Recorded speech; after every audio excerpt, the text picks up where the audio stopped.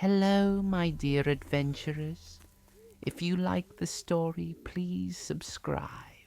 Welcome back to another evening of shared stories and adventures. Tonight, we journey to Middle-earth, the ancient realm of elves and dwarves, of hobbits and men, where great deeds were done and greater falls were witnessed.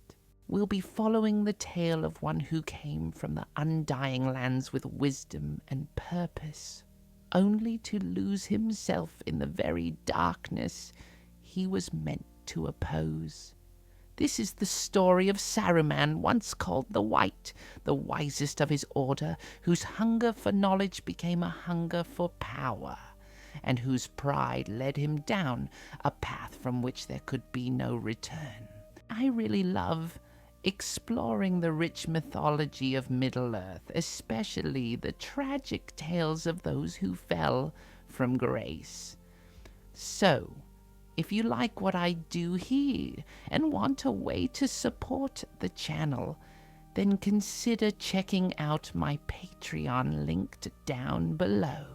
But for now, settle into your favorite chair, perhaps with a cup of something warm, and let's begin this journey into the deep history of the Third Age.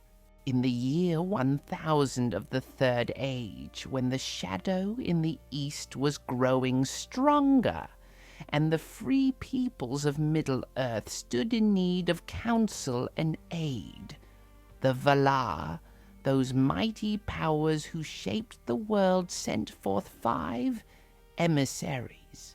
They came across the sundering seas from Valinor, the blessed realm in the uttermost west, taking the forms of old men, cloaked and hooded, carrying staffs and wearing the appearance of wandering travelers.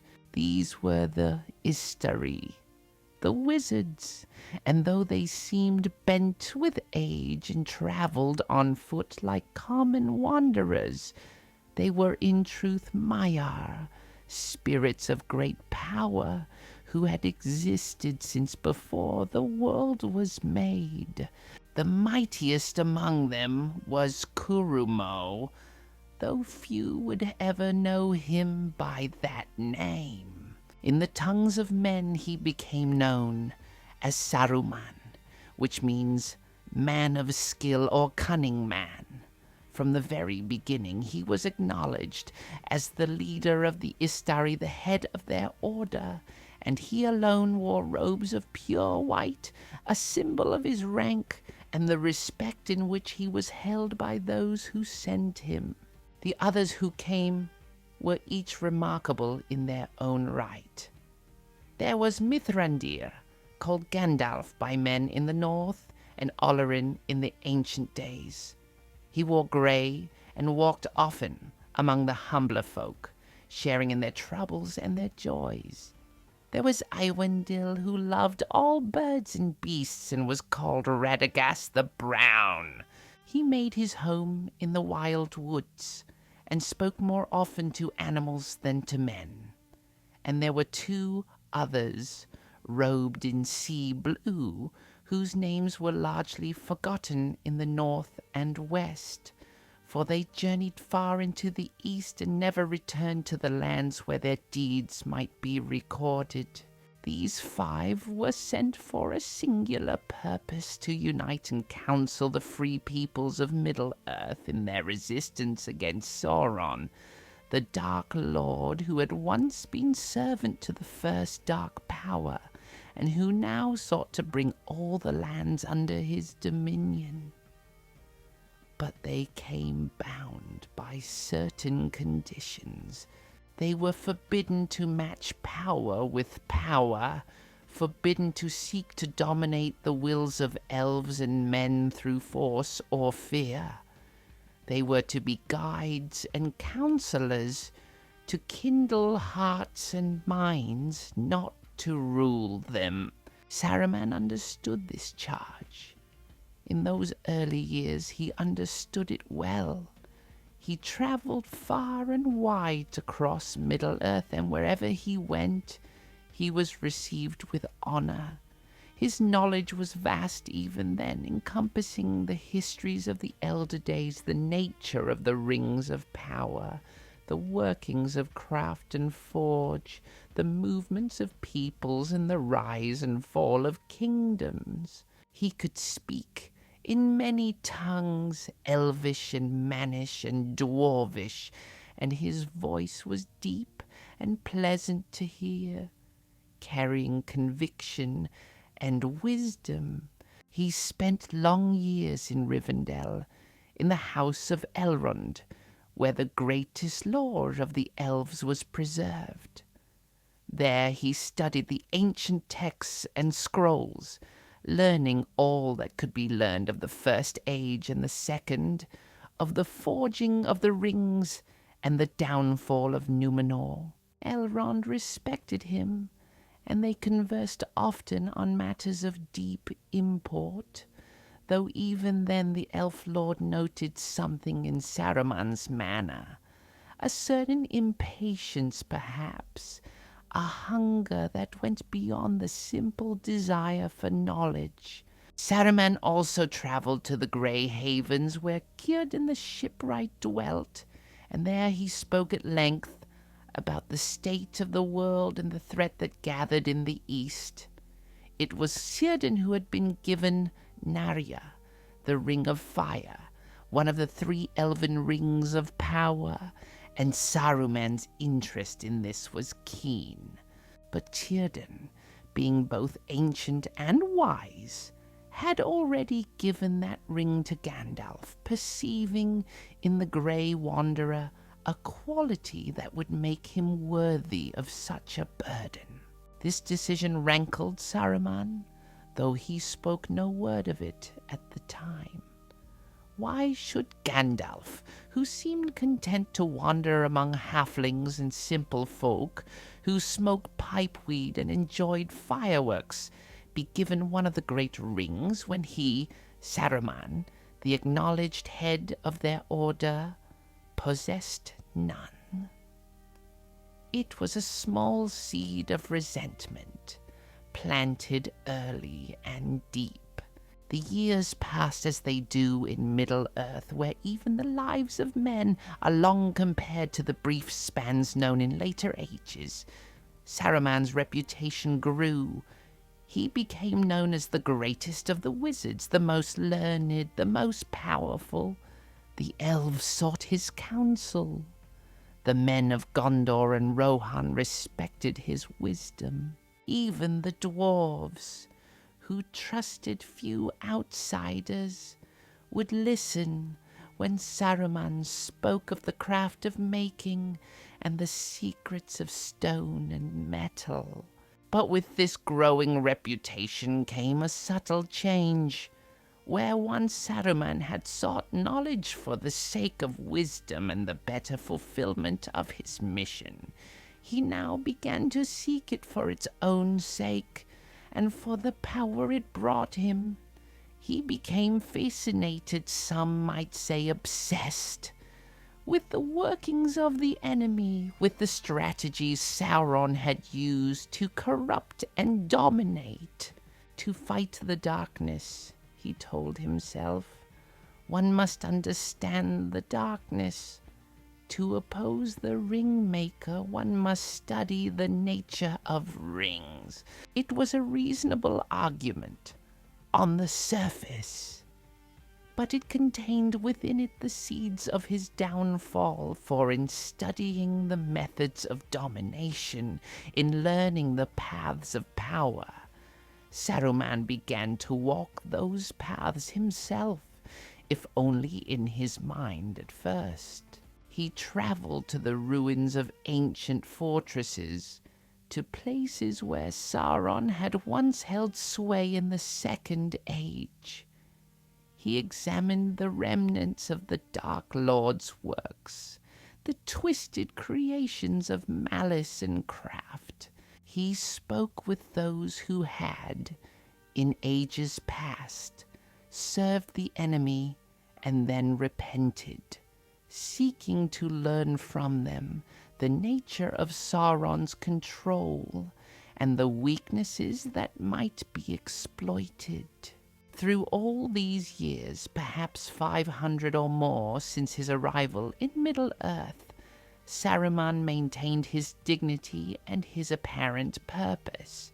He attended the councils of the wise, spoke eloquently of resistance and hope, and none yet suspected that the hunger growing within him was becoming something darker than mere desire for knowledge. He and Gandalf traveled together sometimes. In those early centuries, two old men on the roads of Middle-earth, discussing matters of import and sharing such news as they had gathered. Gandalf found Saruman's company stimulating, for the White Wizard's mind was sharp and his knowledge extensive. But even then Gandalf noticed that their conversations were changing. Where once they had discussed how best to aid the free peoples, now Saruman spoke more and more of the enemy's methods, of power and its applications, of the nature of domination itself. "We are too cautious," Saruman said one evening as they rested by a fire in the wild lands between the Misty Mountains and Mirkwood. "We wait and watch while the enemy grows stronger. We counsel patience when action is needed. We have knowledge and power, Gandalf. Should we not use them more directly?" "We were not sent to rule," Gandalf replied, poking at the fire with his staff, "nor to impose our will, however well-intentioned.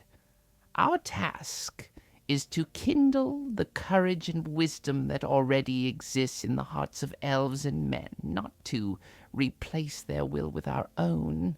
"A fine sentiment," Saruman said, and there was something in his tone that made Gandalf glance at him sharply.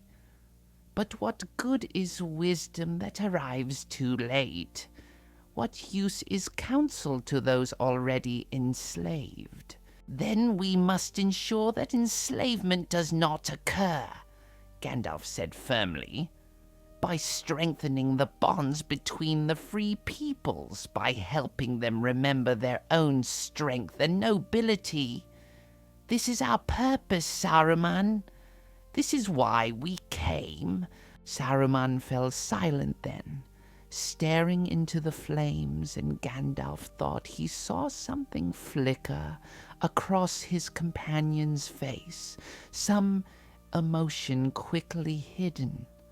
But the moment passed, and they spoke of other things. It was around this time that Saruman began to hear whispers of a great tower in the southern reaches of the Misty Mountains, in the valley called Isengard.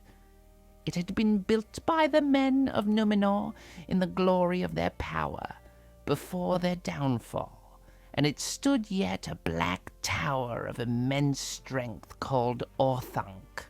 The valley around it was a great circular bowl, surrounded by high walls and a single guarded entrance, and it belonged to the stewards of Gondor, though in these latter days of the Third Age their power did not reach so far north with any strength.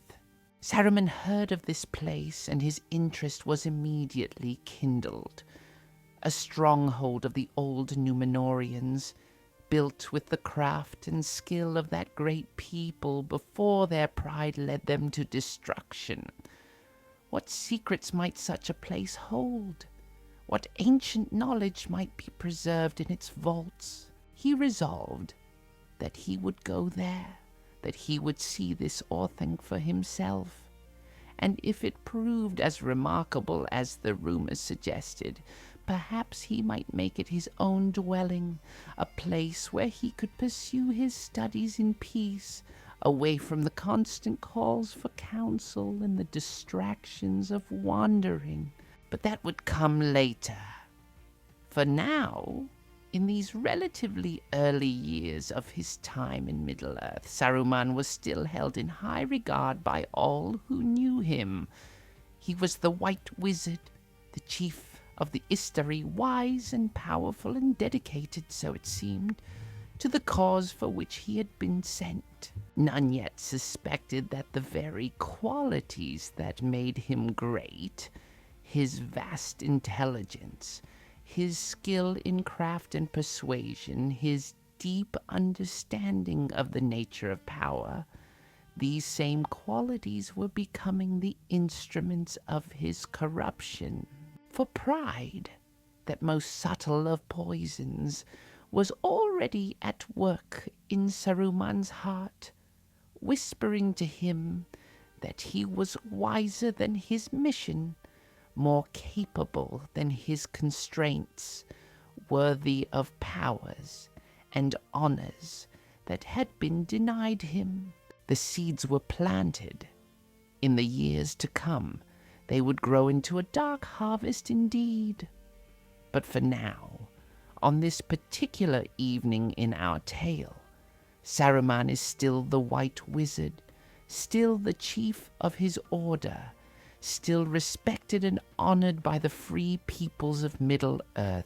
And the shadow in the east continues to grow, patient and cunning, waiting for those who might be turned to its service, even among those who were sent to oppose it.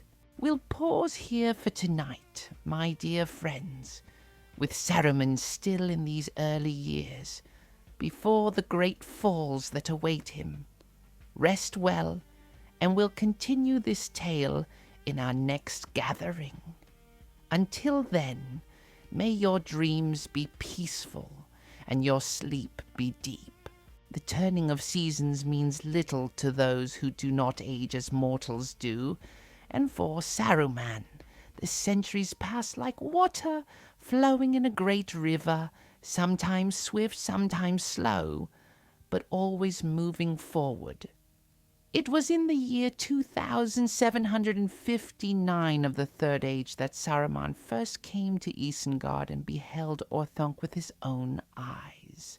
The journey south from Rivendell had taken many weeks, even for one who needed little rest and could travel swiftly when he chose.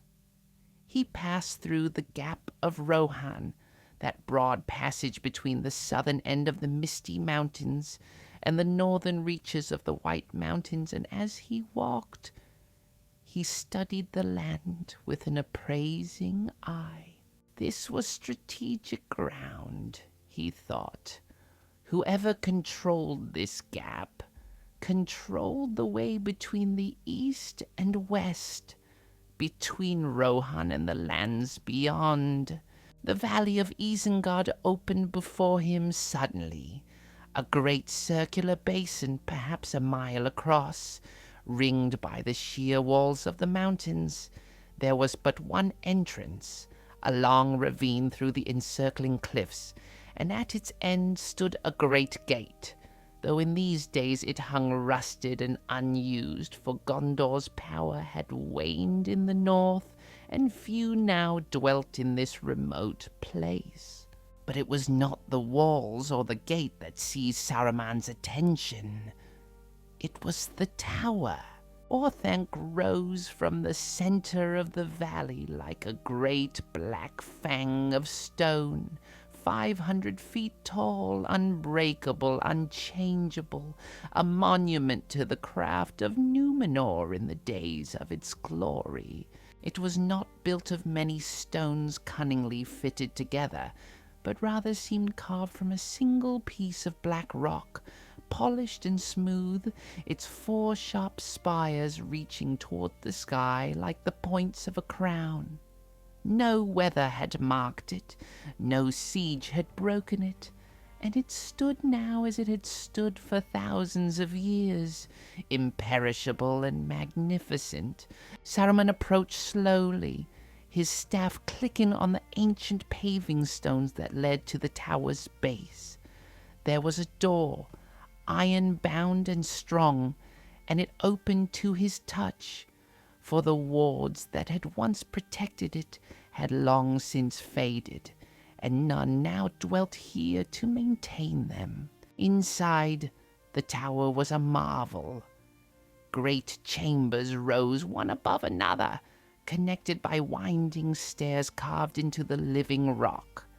There were halls whose purpose could only be guessed at, vaults sealed with doors of metal, windows that looked out over the surrounding mountains with commanding views. And at the very top, beneath the four spires, was a chamber open to the sky, floored with polished stone marked with strange symbols, whose meaning Saruman did not immediately know, though he was determined to learn it. He spent many days exploring Orthanc, cataloguing its rooms and secrets, and with each discovery, his desire to possess this place grew stronger. This would be a worthy dwelling for one of his knowledge and station. Here he could pursue his studies without interruption. Here he could build a library, to rival even that of Rivendell. Here he could establish a center of learning and power. The valley around the tower was overgrown with wild gardens run to seed, but Saruman could see the remnants of careful planning. There had once been orchards here, and cultivated fields within the ring of mountains. With proper care, Isengard could be made self-sufficient, a stronghold of civilization in the wilderness. Saruman departed Isengard, but carried its image with him. He traveled to Minas Tirith, the great city of Gondor, and there he sought audience with Beren, the ruling steward. He presented his case with all the persuasive skill he possessed, and it was considerable. The tower was unused, he argued, a waste of Númenórean craft. In his hands, it could become a watchtower against the enemy, a place where the movements of orcs and wild men could be monitored, where plans could be laid for the defense of Rohan and the Gap. Beren, who was a good man but weary from the cares of his office and the slow decline of his realm, saw wisdom in this proposal. What harm could there be in granting this wizard, this emissary of the Valar themselves, the use of a tower that Gondor could no longer effectively maintain? Saruman was given the keys of Orthanc, and the tower became his, to dwell in and to use as he saw fit, though technically it remained the property of the stewards. Saruman returned to Isengard with a satisfaction that went beyond the simple pleasure of acquiring a fine dwelling. He had, through persuasion and reason, obtained what he desired. He had demonstrated that he could achieve his ends without force, through the application of intelligence and eloquent speech. It was a lesson he would remember and apply again and again in the years to come. He began to make Orthanc his own. Books were brought, gathered from his long years of travel and study. He established a workshop where he could practice the crafts he had learned, working with metal and stone and wood. He cultivated gardens in the valley, though increasingly these were given over to practical purposes rather than beauty, growing plants whose properties might be useful in his researches. And it was during these early years in Orthanc, while exploring the highest chamber beneath the spires, that Saruman made a discovery that would prove fateful beyond measure. Hidden in a sealed cavity beneath the floor, wrapped in ancient cloth that crumbled at his touch, was a sphere of dark crystal, perfectly smooth and about the size of a man's head. When he held it up to the light, depths seemed to move within it, and stars appeared to shine in its heart. Saruman's breath caught. He knew what this was. A palantir, one of the seeing stones of Numenor, 7 of which had been brought to Middle-earth and placed in various towers and strongholds.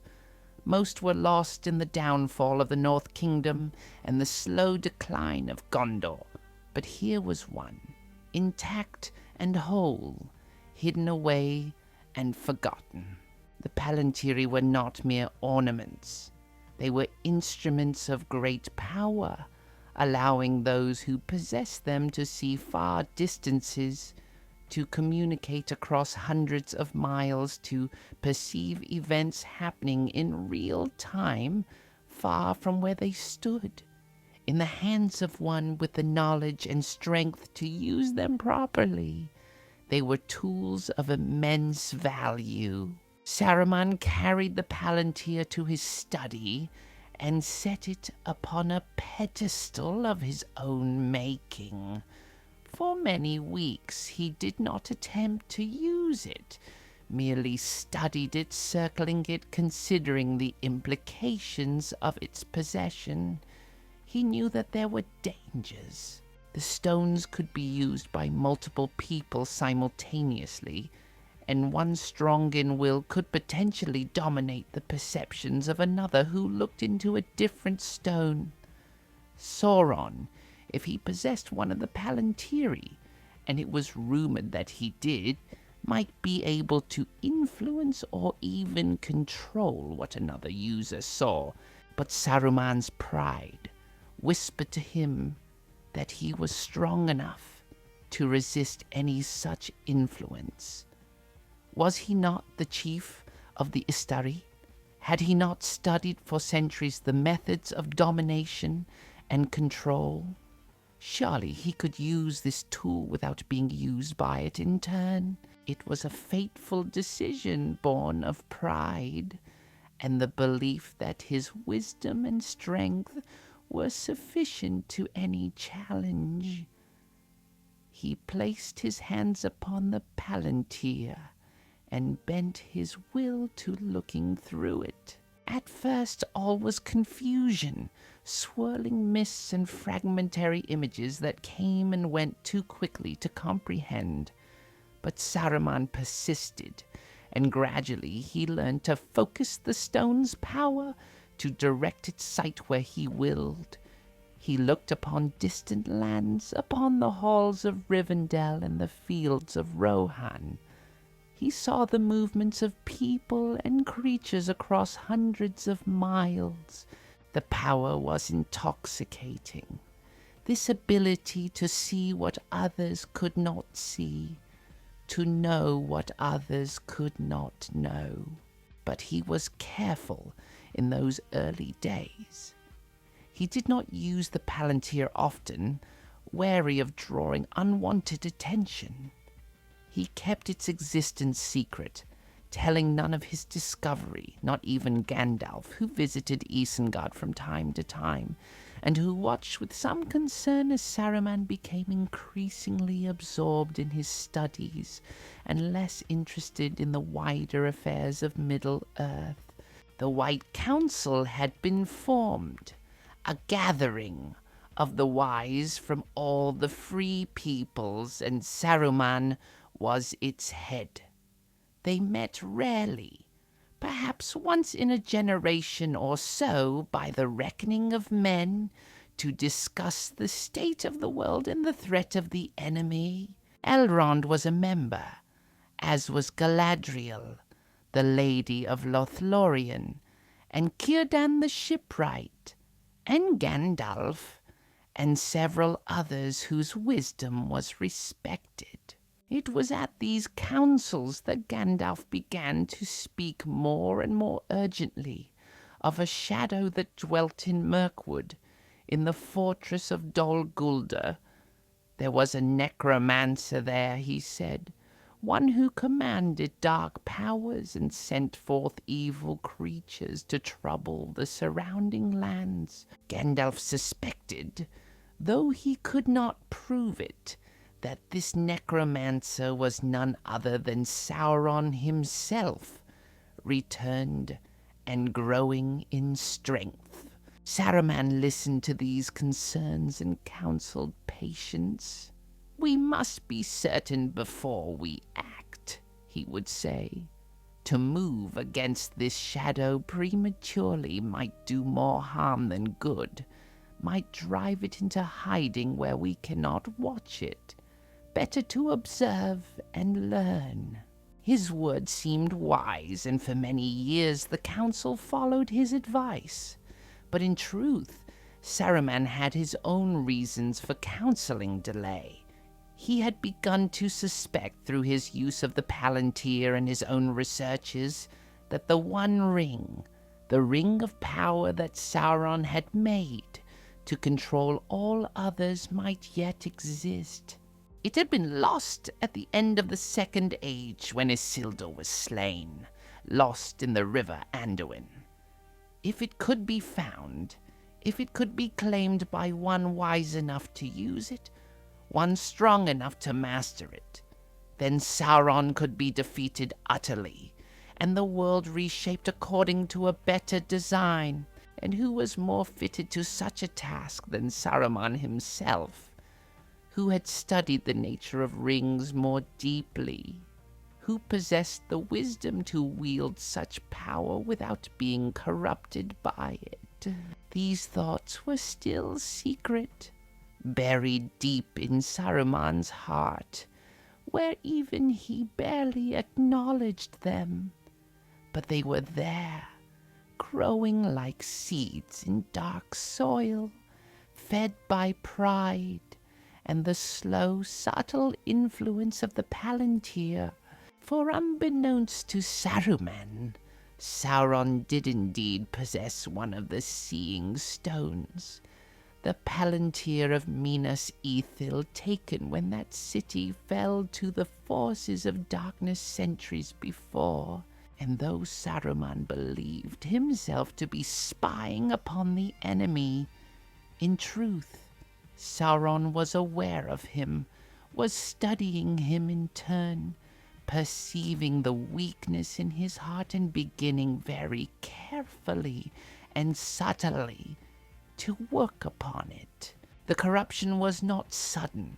It did not announce itself with trumpets and declarations. It was gradual, a slow turning, a series of small compromises and rationalized decisions that each seemed reasonable in isolation, but which, taken together, marked a path away from the light and toward the darkness. Saruman began to fortify Isengard in earnest. He brought in craftsmen and builders, ostensibly to repair the ancient walls and make the valley secure against possible attack. He delved beneath Orthanc, creating vaults and chambers for storage and study. He began to take an interest in the breeding of animals, in agriculture and metalwork, and all the practical arts of civilization. To those who visited, it seemed that Saruman was merely being prudent, establishing a strong place from which to resist the enemy should war come. Even Gandalf, though he noted the changes with some unease, could find no clear fault with what Saruman was doing. But there were signs for those with eyes to see them. Saruman became more possessive of his knowledge, less willing to share what he had learned. He grew impatient with those who disagreed with him, quick to anger when his judgments were questioned. The warmth that had once characterized his dealings with others began to cool, replaced by a formal courtesy that maintained the appearance of friendship while offering none of its substance. and he continued to use the Palantir more and more frequently, believing always that he was strong enough to resist any influence, wise enough to see through any deception. Each time he looked into that dark crystal, Sauron's awareness of him grew, and the Dark Lord's manipulation became more subtle and more effective. Saruman told himself that he was gathering intelligence, learning the enemy's plans so that he might counter them. But increasingly what he saw in the Palantir was what Sauron wished him to see, visions carefully crafted to feed his pride and his growing belief that he alone among the wise had the strength and wisdom to face the coming darkness and emerge victorious. The years continued to pass. Saruman's reputation remained high. He was still the White Wizard, still the head of the council, still respected and consulted. But the man who had arrived in Middle-earth nearly 2,000 years before, full of purpose and genuine desire to help the free peoples, was changing, being hollowed out from within and replaced by something darker, something that served its own ends first and all other considerations second. And still, none knew of the Palantir hidden in Orthanc's highest chamber. None knew of the nightly vigils Saruman kept, staring into its depths, believing himself to be the watcher, when in truth he was the watch, the hunter, when in truth he was slowly being snared. The trap was closing, slowly but surely, and Saruman, for all his vaunted wisdom, did not see it. Or perhaps somewhere deep in his heart he did see it, but chose to ignore the warning. So enamored had he become with the power and knowledge he believed the Palantir offered him. We'll rest here for now, with Saruman established in his tower, believing himself secure in his wisdom and strength, not knowing that the very tools he uses to spy upon the enemy are the instruments of his slow corruption. The tale grows darker from here, my friends, but that darkness is for another telling. Sleep well. The slow poison works most effectively, for it allows the victim to believe they remain healthy even as their strength ebbs away. So it was with Saruman and the Palantir. Years became decades, and decades stretched toward century, and through all that time Saruman used the Seeing Stone with growing confidence and growing frequency. His routine became established. Each night, after the day's work was done, after any visitors had departed, and the servants he had hired to maintain Orthanc had retired to their quarters, Saruman would climb the winding stairs to the highest chamber. There, with the stars wheeling overhead and the wind singing through the spires, he would unveil the Palantir and set his will upon it. At first he had used it primarily to observe, to watch the borders of Rohan and the passes of the mountains, to track the movements of orcs and wild men. This was legitimate work, the work of a guardian watching over the lands he had pledged to protect. But increasingly, his gaze turned eastward, toward Mordor, toward the Dark Tower of Barad-dûr, where Sauron was rebuilding his power. Saruman told himself he was studying the enemy, learning his methods, identifying his weaknesses. And it was true that he learned much. He saw the vast armies being assembled, the forges working day and night to produce weapons and armor.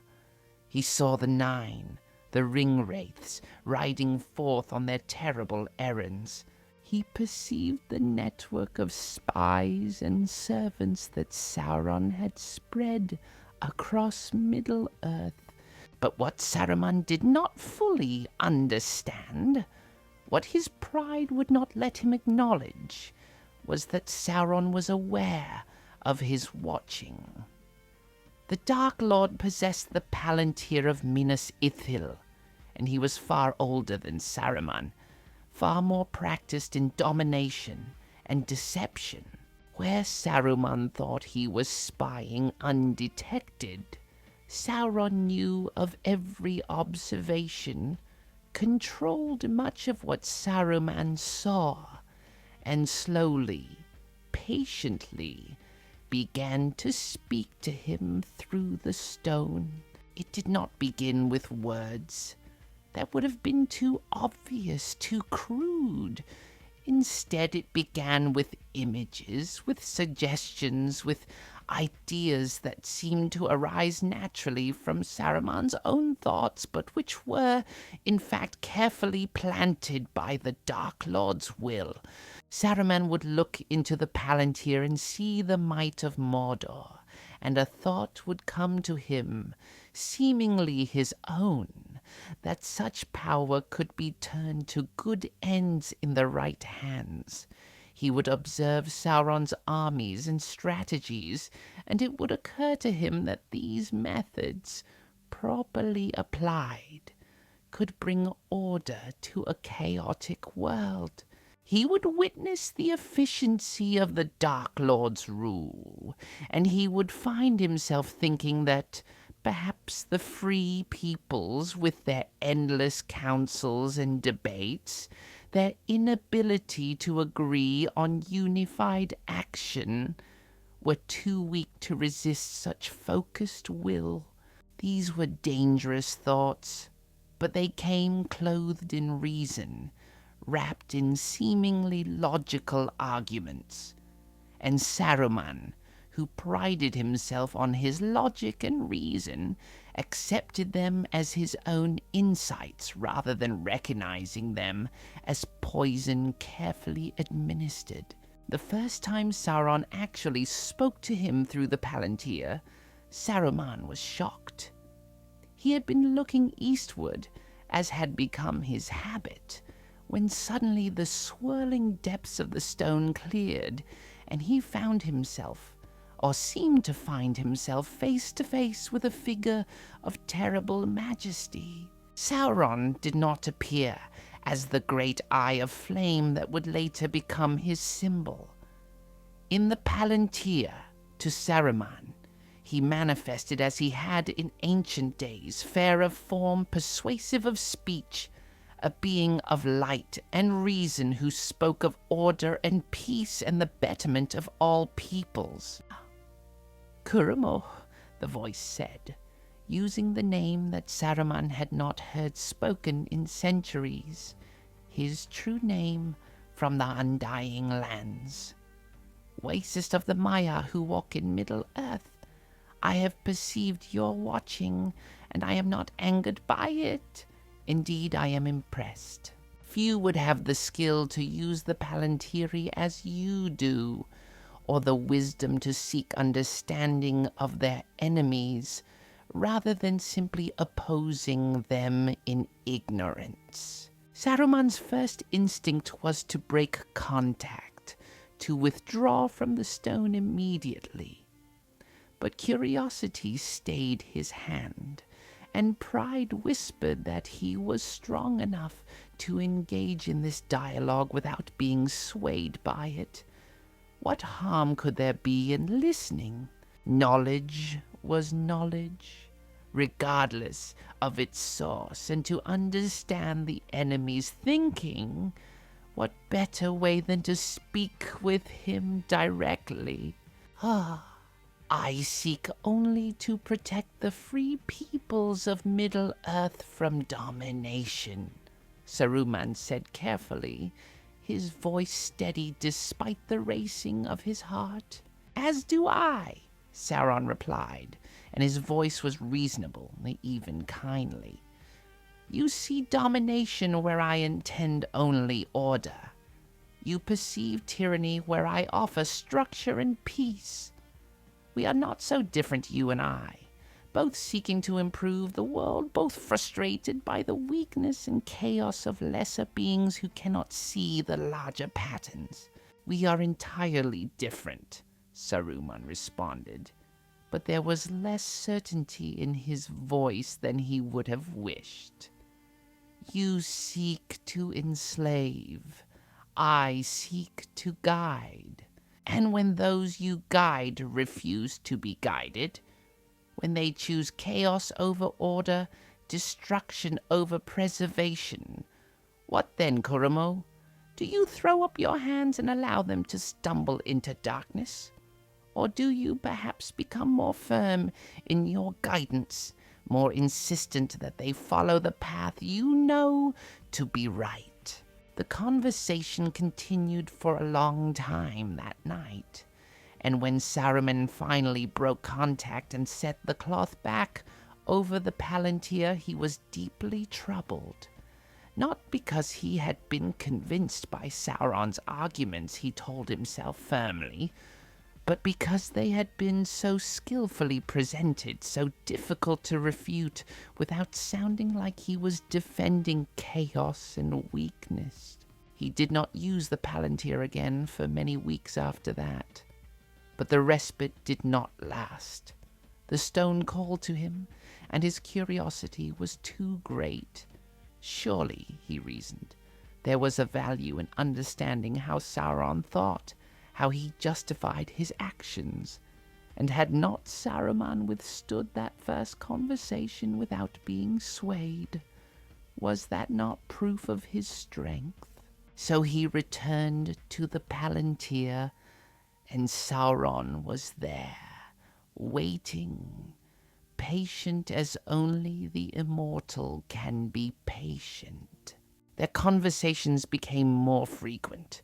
Sauron never commanded, never threatened.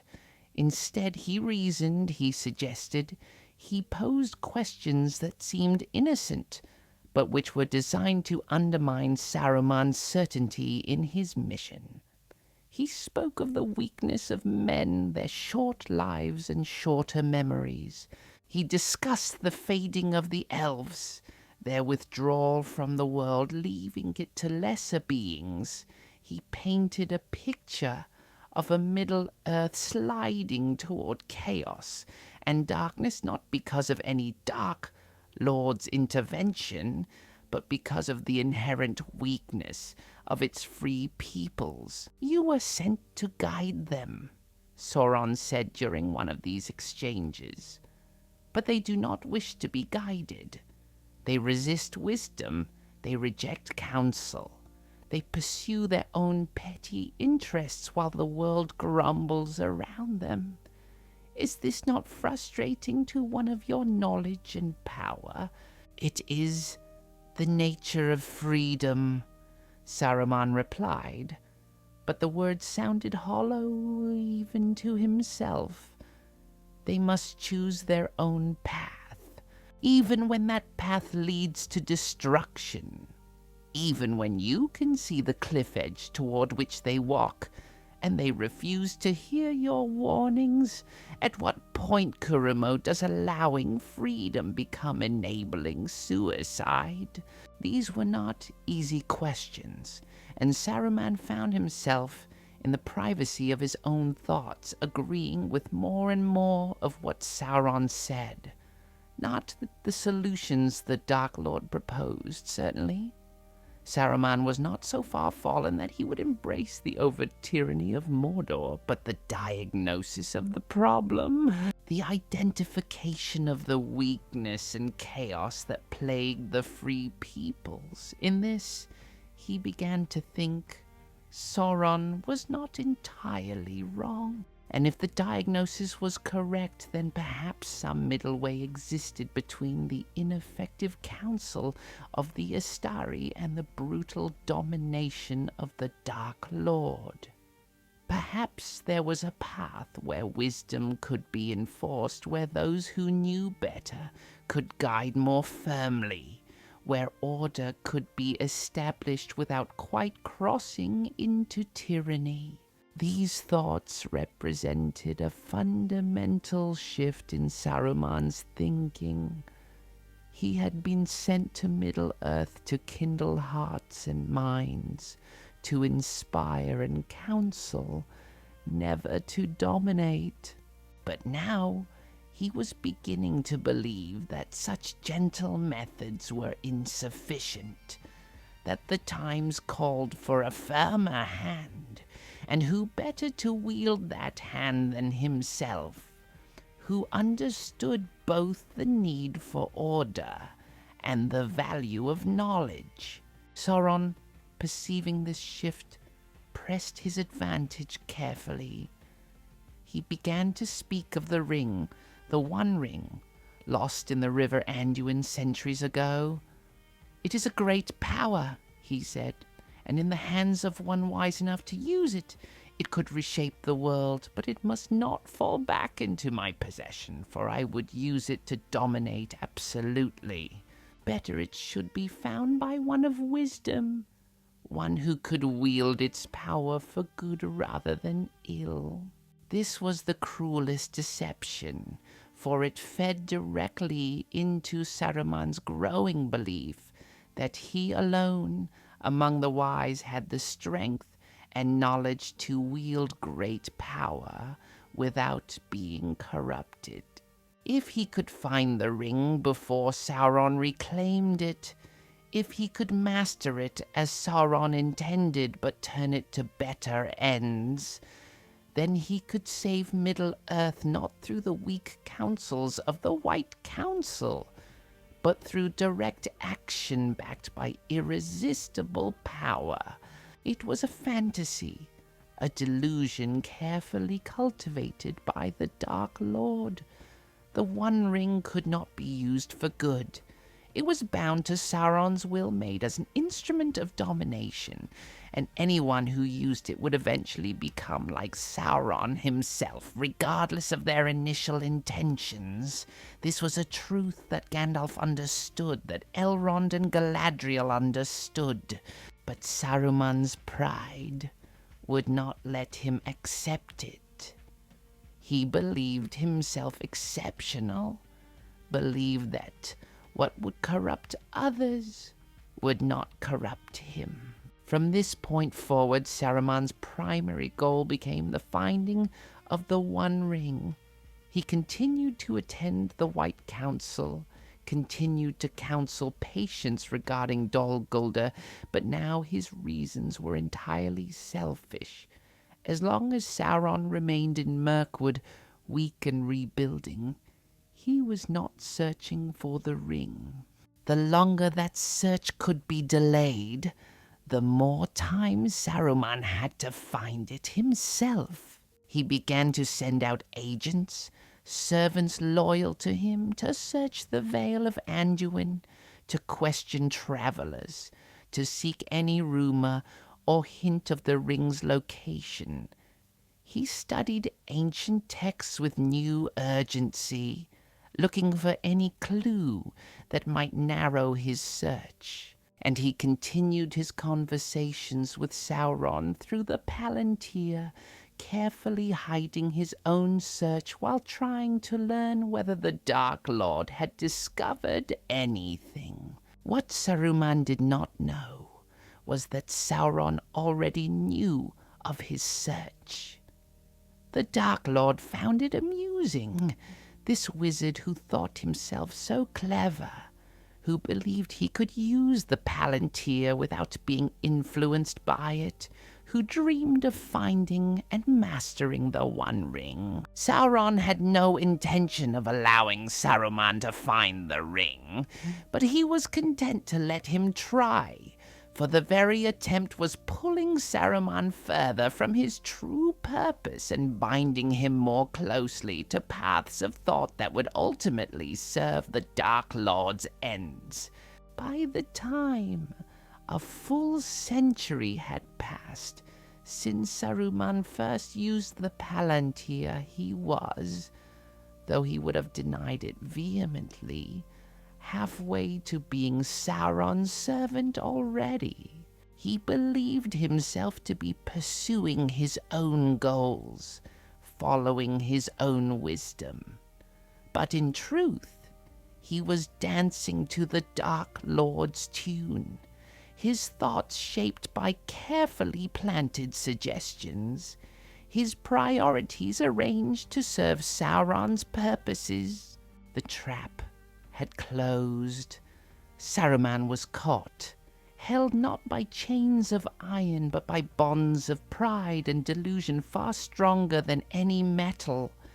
And still he believed himself free, believed himself wise, believed himself strong enough to master any power he might obtain. The tragedy was deepening, though its full flowering would not come for many years yet. But the seeds were well planted now, and they were growing in the darkness of Saruman's heart, fed by pride and watered by the subtle poison that flowed through the Palantir with every use. We'll pause here, my friends, with Saruman ensnared, though he knows it not. The path grows darker still, but there is time enough for that. In our next gathering, rest now, and let these troubles fade as you drift towards sleep. Tomorrow's light will come, as it always does, bringing new hope even to the darkest of tales. The years that followed saw Saruman's transformation from a servant of the Valar to something else entirely, though the change was so gradual that those around him noticed it only as a series of small shifts in temperament and priority. He became more secretive, more isolated in Orthanc, less willing to leave his tower and walk among the peoples of Middle-earth as he had done in earlier days. Gandalf noticed these changes most keenly, for he and Saruman had known each other the longest and had, in the early years, shared something approaching friendship. But now, when Gandalf visited Isengard, he found the valley changed. The wild gardens were gone, replaced by ordered rows of crops and storage buildings. The walls were higher and more heavily fortified.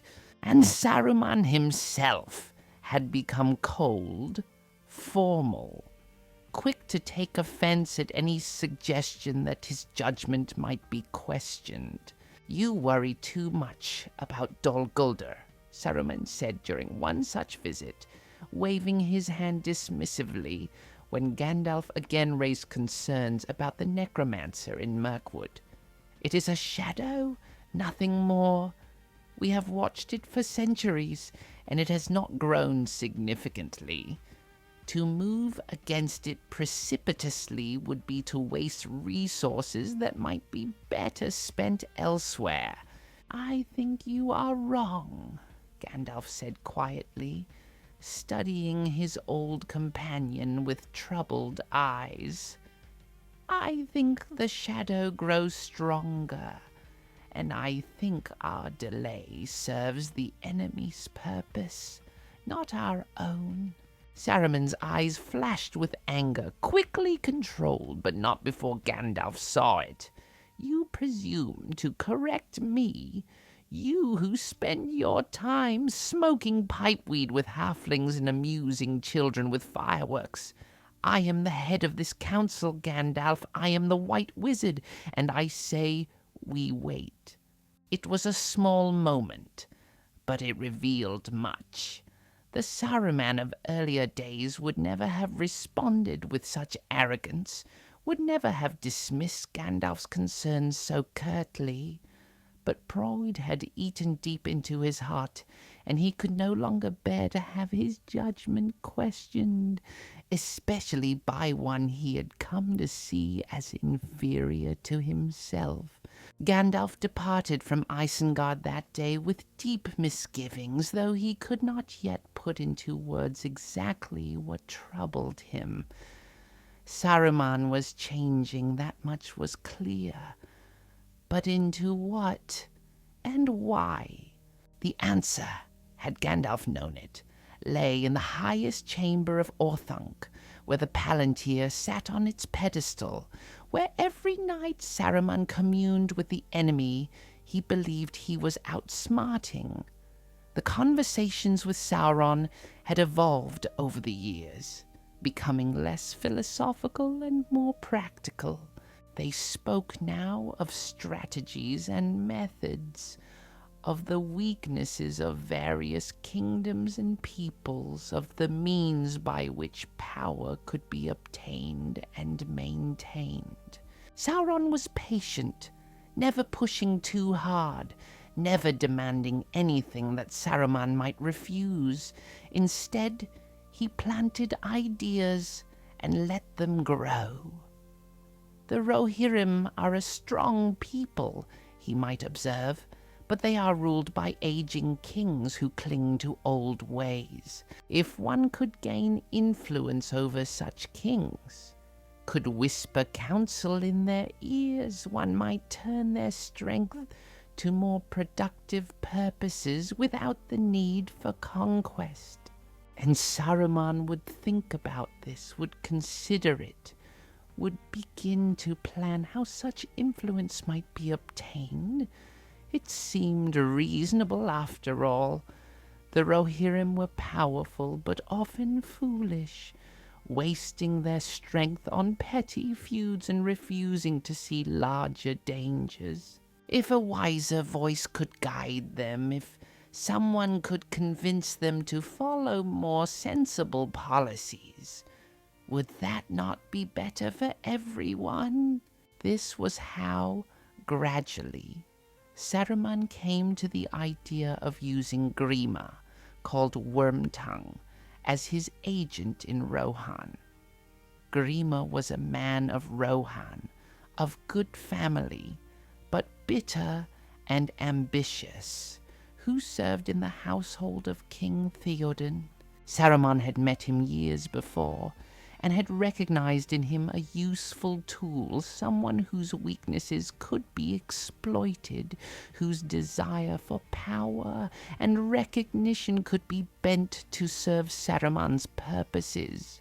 Through carefully crafted letters and occasional secret meetings, Saruman cultivated Grima, fed his resentments, gave him gifts and promises, and in return, Grima whispered poison in King Theoden's ear, counseling inaction when action was needed, sowing distrust of Theoden's strongest supporters, gradually weakening the kingdom from within. This was betrayal, plain and simple, though Saruman justified it to himself as statecraft. He was not serving Sauron, he told himself. He was merely ensuring that Rohan would not act rashly, that its strength would be preserved for the true crisis when it came. And if, in the process, he gained influence over the kingdom, if Theoden came to depend upon Grima's counsel, and Grima depended upon Saruman's, was that not simply wise planning? But there was another reason for weakening Rohan, one that Saruman barely acknowledged even to himself. The river Anduin flowed through the lands near Rohan, and somewhere in that river, or on its banks, the One Ring lay hidden. If Rohan was strong and vigilant, if its riders patrolled widely and watched carefully, they might stumble upon the ring before Saruman could find it. But if Rohan was turned inward, distracted by internal troubles, then the search for the ring could proceed without interference. Saruman had not abandoned that search. Indeed, it had become an obsession. He sent servants in increasing numbers to scour the riverbanks, to question fishermen and travelers, to search through mud and reed for any sign of the precious thing he sought. He studied texts and maps with desperate intensity, trying to calculate where Isildur might have been when the ring slipped from his finger, where the currents might have carried it. Meanwhile, the White Council continued to meet, though less frequently now, and each time Gandalf's urgency about Dol Guldur grew more pronounced. "The shadow is Sauron himself," he declared at one meeting. "I am certain of it now. He grows stronger each year. We must act, must drive him from that stronghold before he is too powerful to dislodge." But Saruman's voice was louder, more authoritative, and he had allies on the council who respected his judgment. "Gandalf sees phantoms in every shadow," he said dismissively. "The necromancer is a threat, yes, but not the great threat he imagines. We have other concerns, other enemies. We must not fixate on Dol Guldur to the exclusion of all else." What Saruman did not say, what he hid behind his reasonable-sounding arguments, was that he feared what would happen if Sauron were driven from Mirkwood. The Dark Lord would flee, yes, but he would flee to Mordor, would begin to rebuild his power there in earnest, and one of his first actions would be to begin a systematic search for the One Ring. As long as he remained in Dol Guldur, distracted by the need to maintain secrecy, focused on rebuilding his strength slowly, he was not searching, but drive him out, and the race to find the ring would begin in earnest. Saruman could not allow that. Not yet. Not until he had found the ring himself. This was the fullness of his betrayal, though still he did not see it as such. In his mind, he was being clever, playing a deep game, keeping all the pieces in play until the moment when he could make his decisive move. He would find the ring. He would master it. He would use its power to defeat Sauron and establish order throughout Middle-earth. And then, perhaps, he would return to Valinor in triumph, having succeeded where all others had failed, having saved the world through his wisdom and strength. It was a beautiful dream, a glorious fantasy, and it was built entirely on lies, on delusions, on the carefully constructed web of deception that Sauron had woven through the Palantir over long years of patient manipulation. The breaking point came at last in the year 2941 of the Third Age, when Gandalf finally convinced the White Council to act against Dol Guldur despite Saruman's objections. The assault was swift and powerful. The combined might of the wise drove Sauron from his stronghold, and he fled, as Saruman had feared, to Mordor, to the Dark Tower of Barad-dûr, which his servants had been rebuilding in secret. Saruman attended that assault because he had to, because to refuse would have raised questions he could not answer.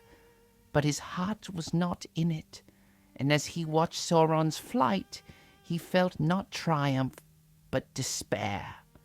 The race had begun, and he was no closer to finding the ring than he had been 1,000 years before. In the aftermath of that victory, which all others counted as a great success, Saruman returned to Orthanc and stood in his highest chamber, staring into the Palantir with something close to desperation. And Sauron was there, as always, waiting. "You have made your choice, Curumo," the Dark Lord said, and now there was less pretense of courtesy in his voice, more open mockery. You drove me from Mirkwood, but you know as well as I that this changes nothing. I am stronger now than I was, and I will find the ring, unless perhaps you find it first. But time grows short, does it not? And you are no closer to success than when you began. I will find it, Saruman said, but the words sounded hollow, desperate. Perhaps, but even if you do, what then? Do you truly believe you can master it? You who cannot even resist the call of a mere palantir. The one ring would consume you, Curumo, would make you my servant in truth rather than simply in effect. I am not your servant, Saruman shouted, his voice echoing in the chamber. No? Sauron's laugh was cruel. Then what are you? You have betrayed your mission, weakened the very peoples you were sent to protect, opposed actions that would have harmed me, pursued goals that serve my interests more than your own. If you are not my servant, Curumo, then you are at least my tool, and a useful one at that. Saruman wanted to deny it, wanted to prove the Dark Lord wrong, but the words stuck in his throat because part of him, deep down, knew they were true. Everything he had done for centuries, every choice he had made, had served Sauron's purposes more than his own. He had been outmaneuvered, outthought, used. The rage that filled him then was terrible. Not rage at Sauron, or not primarily at Sauron, but rage at himself, at his own weakness, at the realization that he had been played for a fool. And from that rage came a terrible resolution. If he could not find the ring, if he could not master it, then he would at least build his own power, his own strength, independent of both Sauron and the Valar who had sent him. He would show them all what he was capable of. He would prove that he was not to be dismissed, or used, or underestimated. It was in this mood, this mixture of rage and desperation and wounded pride, that Saruman truly turned from the light. Not to serve Sauron, never that, for his pride would not allow him to consciously serve another, but to serve himself, to pursue his own power at any cost, and if that meant opposing both the Free Peoples and the Dark Lord simultaneously, then so be it. From this point forward, Saruman had only one loyalty, and that was to himself. The transformation from Guardian to Betrayer was complete. What remained was only the working out of that betrayal, the building of his own power in Isengard, and the inevitable fall that awaited all who set themselves above the peoples they were meant to serve. We'll rest here, my friends, at this dark turning point in Saruman's tale. The worst is yet to come, but you need not carry these troubles into your sleep. Tomorrow will bring new light, new hope, even to the darkest of stories. Rest well, and we'll continue when next we meet.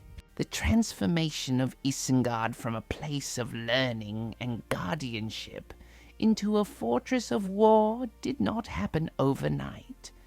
It was a process that took years, perhaps decades. But once Saruman committed himself to the pursuit of his own power, the change accelerated dramatically. The first casualties were the trees.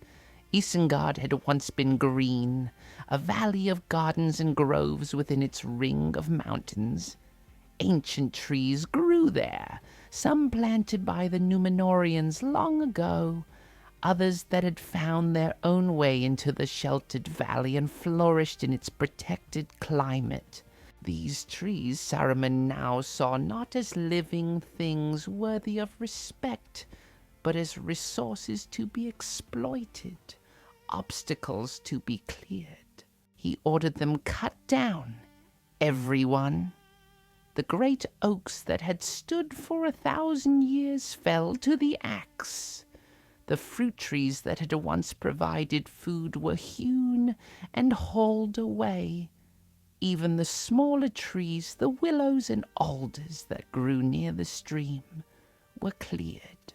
Where once there had been shade and birdsong, now there was open ground, bare earth, and the stumps of what had been. This act of destruction did not go unnoticed.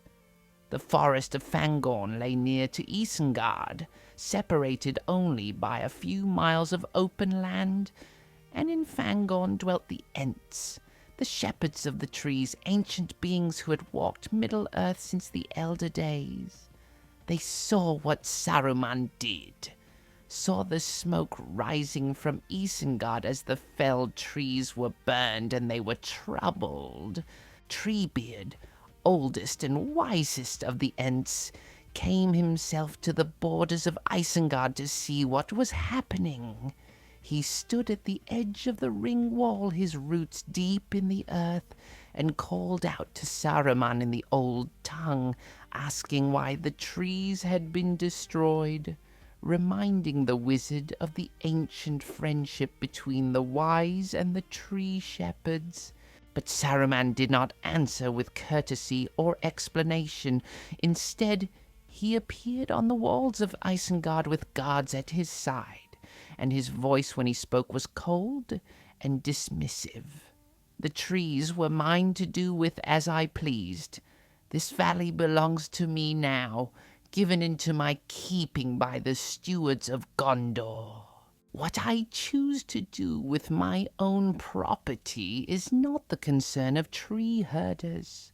The trees are not property, Treebeard rumbled, his voice like wind through deep branches. They are living things deserving of respect. You were once wise, Curumo. What has happened to turn you from the green way? I have become practical, Saruman replied sharply. I have put away childish sentimentality in favor of necessary action. The world is changing, Treebeard. Those who cling to the old ways will be swept aside. I suggest you return to your forest and concern yourself with your own domain, not mine. It was a grave insult, and the Ents did not forget it. They withdrew, yes, but they remembered, and in the slow way of their kind, they began to discuss what should be done about the wizard who had turned against the living wood. These discussions would take years, for Ents are not hasty, but they would reach a conclusion eventually, and when they did, Saruman would learn the cost of making enemies of the forest. But for now, Saruman paid no heed to the Ents' displeasure. He had work to do, a vision to realize. Where the trees had been, he now built. Workshops rose, great structures of wood and stone where metals could be worked and weapons forged. He brought in craftsmen, men skilled in smithing and carpentry, and set them to work creating the instruments of war. Furnaces were built, their fires burning day and night, fed with the wood of the trees that had been cut down. The air above Isengard, once clear and sweet, now grew thick with smoke. The stream that ran through the valley, once pure and cold, became fouled with the runoff from the workshops, stained with coal dust and metal fragments. But the workshops were only the beginning. Saruman had a greater vision, a more terrible ambition. He had studied the breeding of orcs, had learned from ancient texts and from his observations through the Palantir how such creatures were made and maintained. and he had conceived the idea of improving upon Sauron's work, of creating a new breed of orc, stronger, more cunning, able to withstand sunlight without the weakness that plagued the lesser breeds. Deep beneath Orthanc, in caverns that he had delved and expanded, Saruman established his breeding pits. The work done there was foul beyond description, a twisting of life and nature that would have horrified any who knew of it. But Saruman had long since passed beyond the point where such moral considerations troubled him. He sought results, and he would use any means necessary to achieve them. Over the course of years, the Uruk-hai emerged from those pits. They were larger than common orcs, standing nearly as tall as men, with broader shoulders and greater strength. Their skin was dark, mottled black and grey, and their yellow eyes gleamed with a cunning that lesser orcs lacked. Most significantly, they could endure daylight, could march and fight even under the sun, though they did not love it. Saruman was proud of this creation, saw it as proof of his mastery of the arts that others feared to study. Here was power, tangible and real, an army of creatures that would obey his will without question, that could be sent forth to achieve whatever ends he desired. But an army needs more than just soldiers. It needs equipment, food, organization. Saruman threw himself into these practical matters with the same intensity he had once devoted to scholarly pursuits. The workshops of Isengard began to produce weapons in great quantity, swords and spears, axes and bows, shields and armor.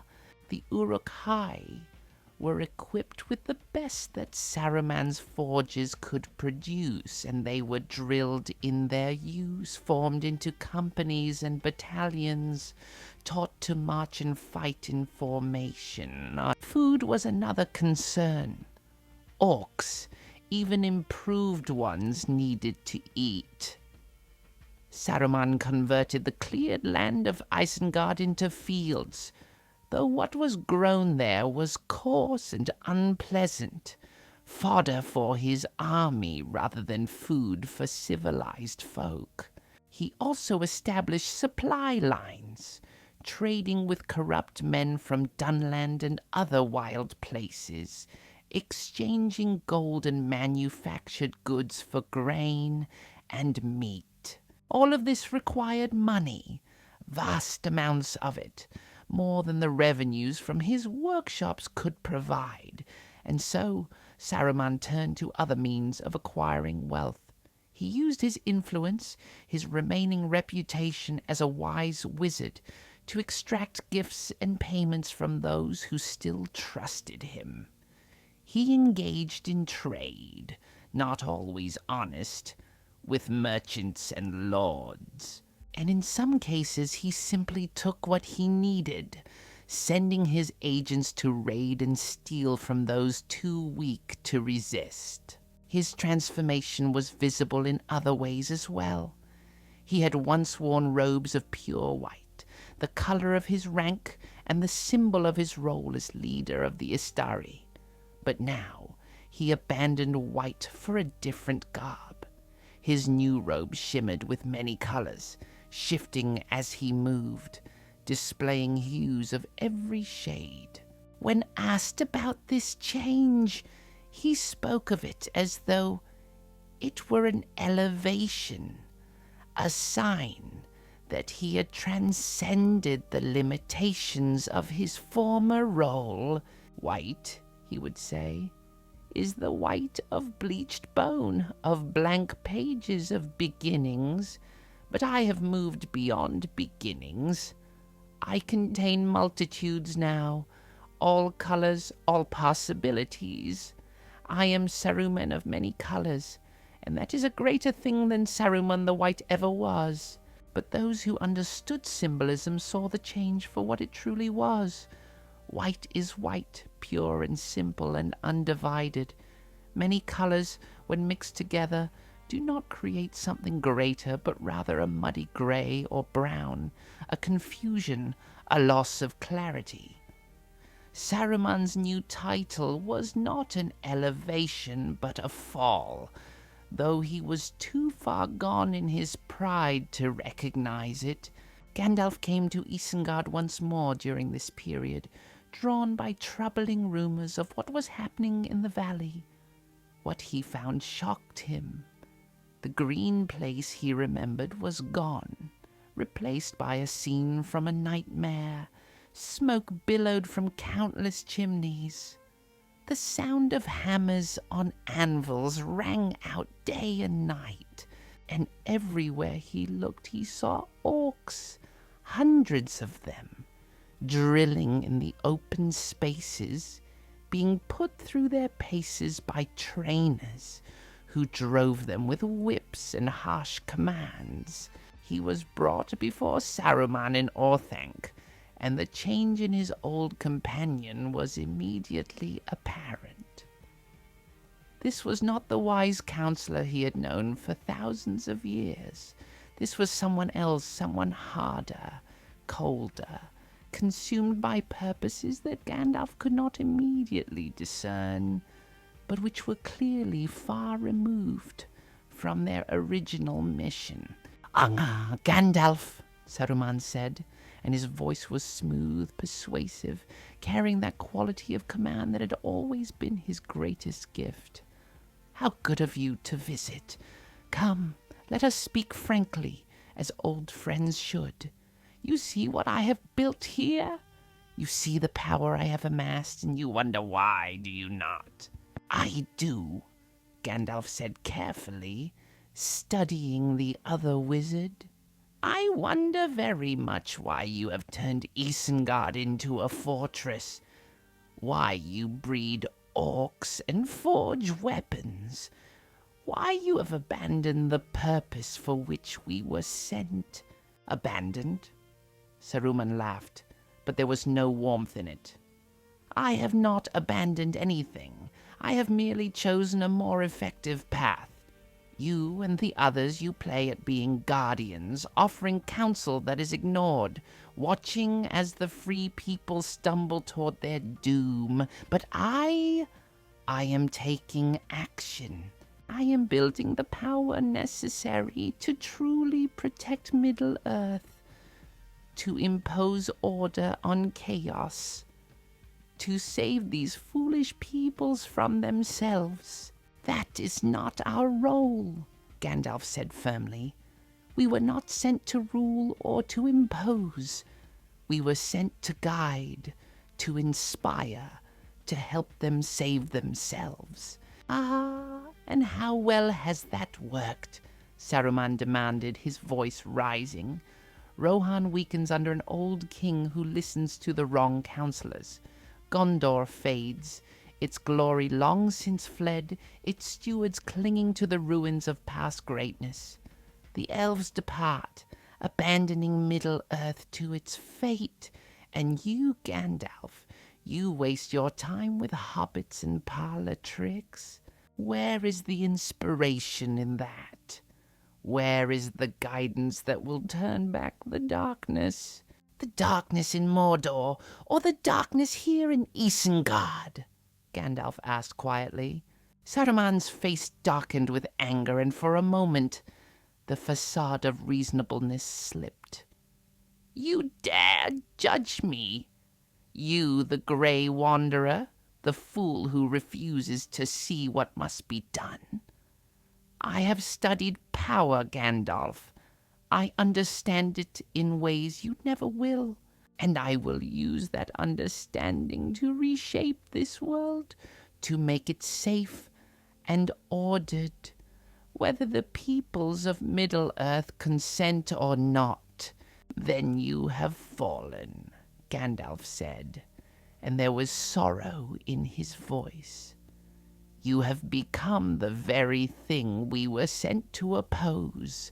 Not Sauron, perhaps, but something equally dangerous. A tyranny dressed in the language of protection and order. "Get out," Saruman said, his voice low and dangerous. "Get out of Isengard, Gandalf, and do not return. You are not welcome here. And when the war comes, when Sauron moves and the free peoples call for help, remember that I offered you a place at my side, offered to share with you the power to actually make a difference. You refused, and that refusal will haunt you when you see how helpless your precious guidance proves to be." Gandalf departed, escorted to the gates by Uruk-hai, who watched him with their yellow eyes, hands on their weapons, ready to strike if he made any threatening move. As he passed through the gates and heard them clang shut behind him, he looked back once at Orthanc rising black against the sky, and he wondered how it had come to this, how the wisest of the Istari had fallen so far and so completely. He did not know about the Palantir.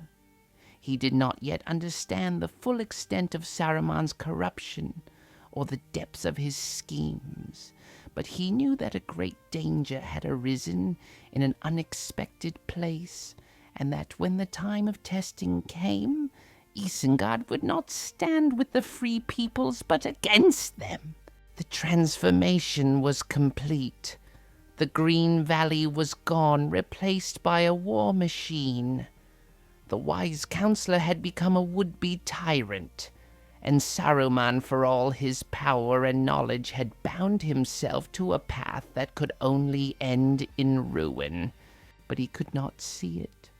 Pride had blinded him, convinced him that he was acting wisely when in truth he was acting foolishly, that he was strong when in truth he was weak, that he was free when in truth he was as much a prisoner as anyone chained in the dungeons beneath his tower.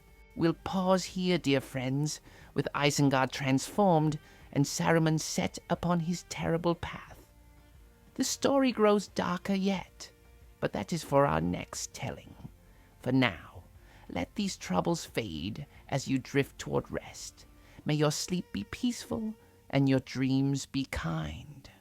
The war, when it came swiftly, though its roots had been growing for many years.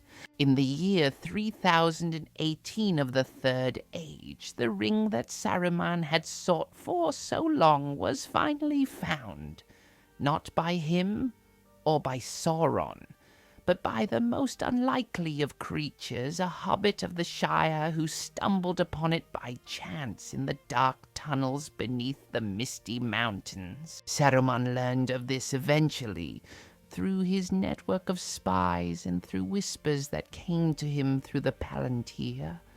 The news filled him with a mixture of rage and desperate hope. The ring still existed, and it was in play.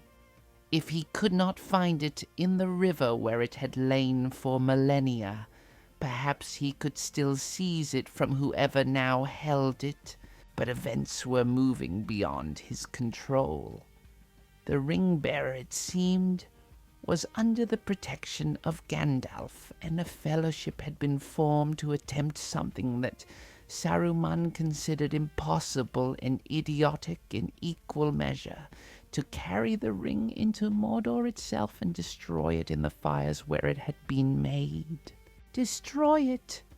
The very thought was madness to Saruman. Here was the ultimate power, the key to controlling Middle-earth, and these fools wanted to destroy it rather than use it.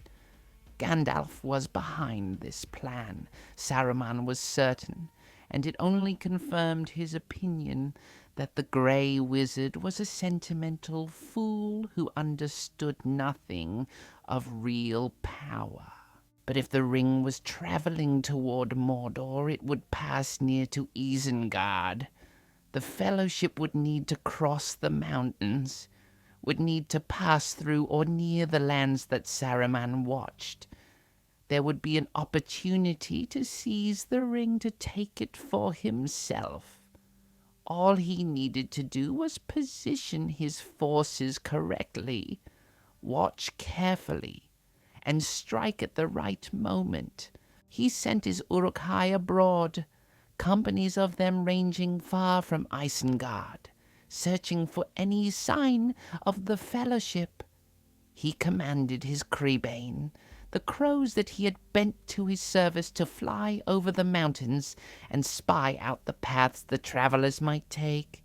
Every resource at his disposal was turned toward this single goal: find the ring-bearer and take the ring. But Saruman had underestimated the determination of the Fellowship and overestimated his own foresight. They passed by ways he did not expect, and though his forces harried them, they could not capture them. And then came news that shattered Saruman's plans utterly. The Fellowship had split. Some had died, some had been scattered, but the ring-bearer himself had gone on toward Mordor with only a single companion, vanishing into the wild lands where even Saruman's extensive network of spies could not easily track them. The ring was beyond his reach, at least for now, and Saruman, faced with this failure, made a decision that would prove his ultimate undoing. If he could not have the ring, if he could not use it to establish his own dominion, then he would at least demonstrate his power, would prove to Sauron and to the free peoples alike that he was a force to be reckoned with. He would strike at Rohan, would bring that kingdom to heel, and from that base of power he would expand his influence until all of Middle-earth acknowledged him as its master. It was a fool's decision, born of wounded pride and desperate ambition. But Saruman was past the point of wise counsel, even the counsel of his own better judgment. He commanded his armies to prepare for war. The attack on Rohan was swift and brutal. Saruman's Uruk-hai swept out of Isengard in great numbers, 10,000 strong, fully armed and armored, moving with a speed and coordination that shocked those who opposed them. They struck at the Westfold first, burning villages and farmsteads, driving the people before them. King Theoden, freed at last from Grima Wormtongue's poisonous counsel by Gandalf's intervention, rallied his forces and retreated to the ancient fortress of Helm's Deep, a stronghold carved into the mountains, where the Rohirrim might make a stand. He took with him all the people he could save, soldiers and civilians alike, crowding them within the walls of the fortress. Saruman's army followed, and on a wild night of storm and fury, they laid siege to Helm's Deep. The battle that followed was terrible. Wave after wave of Uruk-hai threw themselves at the walls, climbing with ladders, battering at the gates with great rams. The defenders fought with desperate courage, knowing that if they fell, all of Rohan would fall with them. Saruman watched the battle from Orthanc, using the Palantir to observe from afar. He saw his Uruk-hai fighting and dying, saw the walls of Helm's Deep holding against assault after assault, and he raged at the delay. This should have been easy, he thought. The forces of Rohan were weak, their king old, their army scattered. Why could his forces not break through? What Saruman did not fully account for was the courage of those who fought not for conquest but for survival, not for power but for their homes and families. The Rohirrim fought like lions, every man and woman contributing to the defense, and they were aided by unexpected arrivals. Gandalf returned with reinforcements, and even a company of Ents came, though these marched not to Helm's Deep, but to Isengard itself, driven by their long-simmering anger at Saruman's destruction of the trees. The battle at Helm's Deep turned against Saruman's forces. The Uruk-hai, pressed from multiple sides, began to break. Some fled, others were cut down, and by dawn the great army that Saruman had spent years building was shattered, its remnants scattered across the plains of Rohan. But that defeat, terrible as it was, paled compared to what happened at Isengard itself.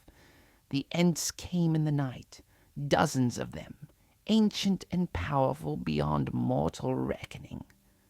Treebeard led them, and his voice when he spoke to Saruman was like the grinding of rocks in an avalanche, filled with ages of patience finally exhausted. "Tree killer," he called to Saruman in the old tongue.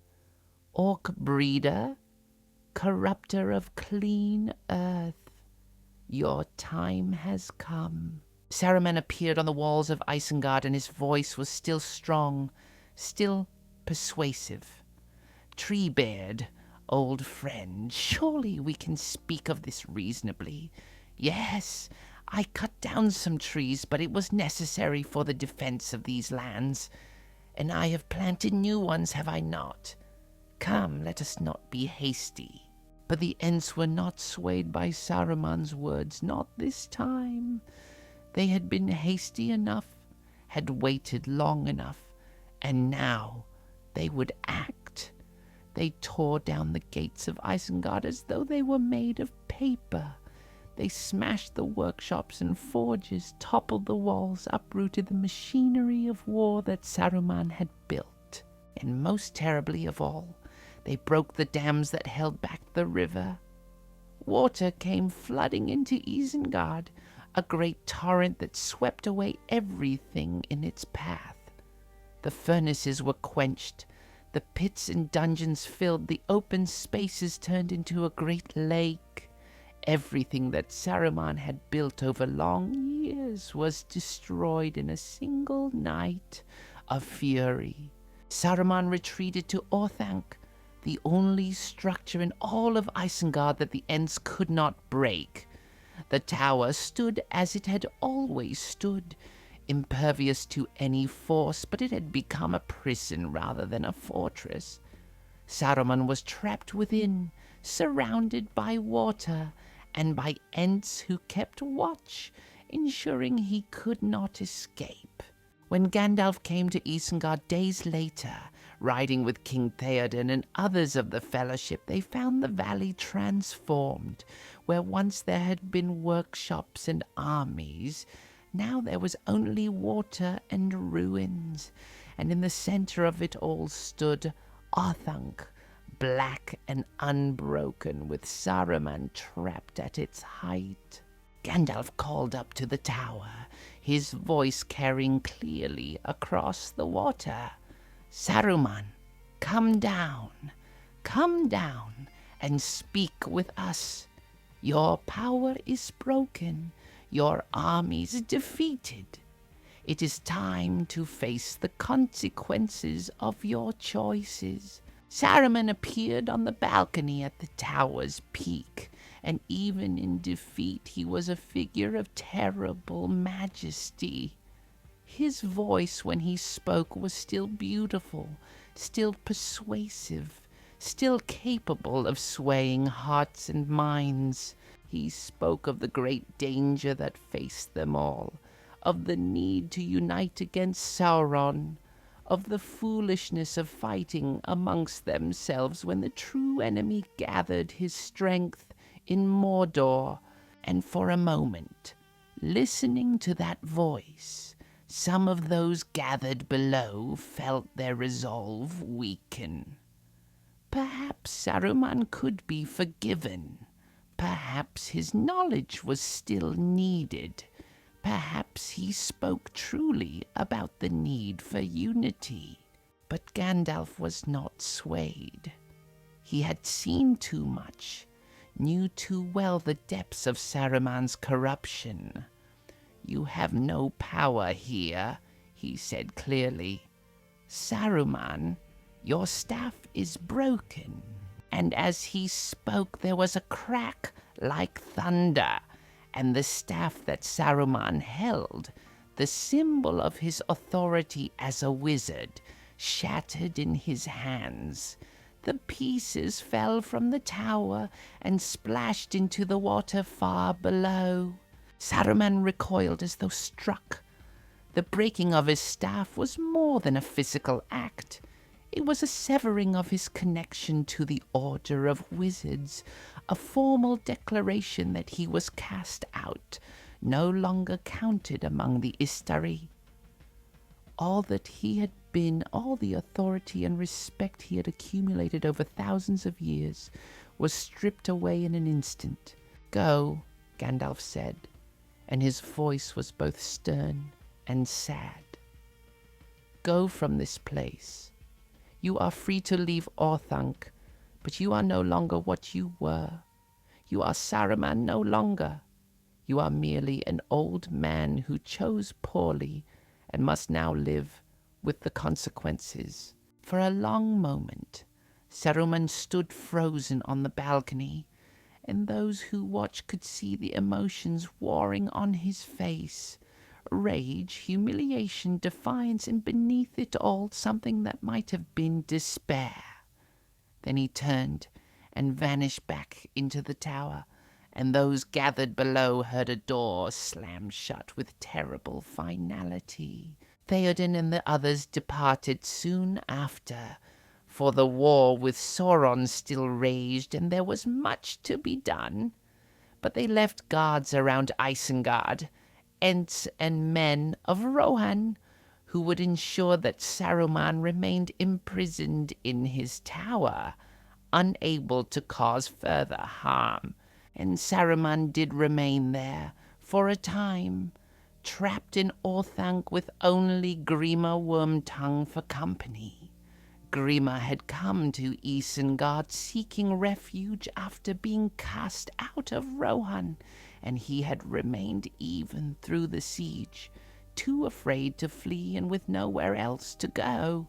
The two of them were a sorry sight, the fallen wizard and the sniveling traitor, trapped together in the Black Tower, surrounded by the ruins of their ambitions. They had food and water, supplies that Saruman had stored against just such an emergency, so they would not starve. But they were prisoners nonetheless, and with each passing day, the reality of their situation became more apparent.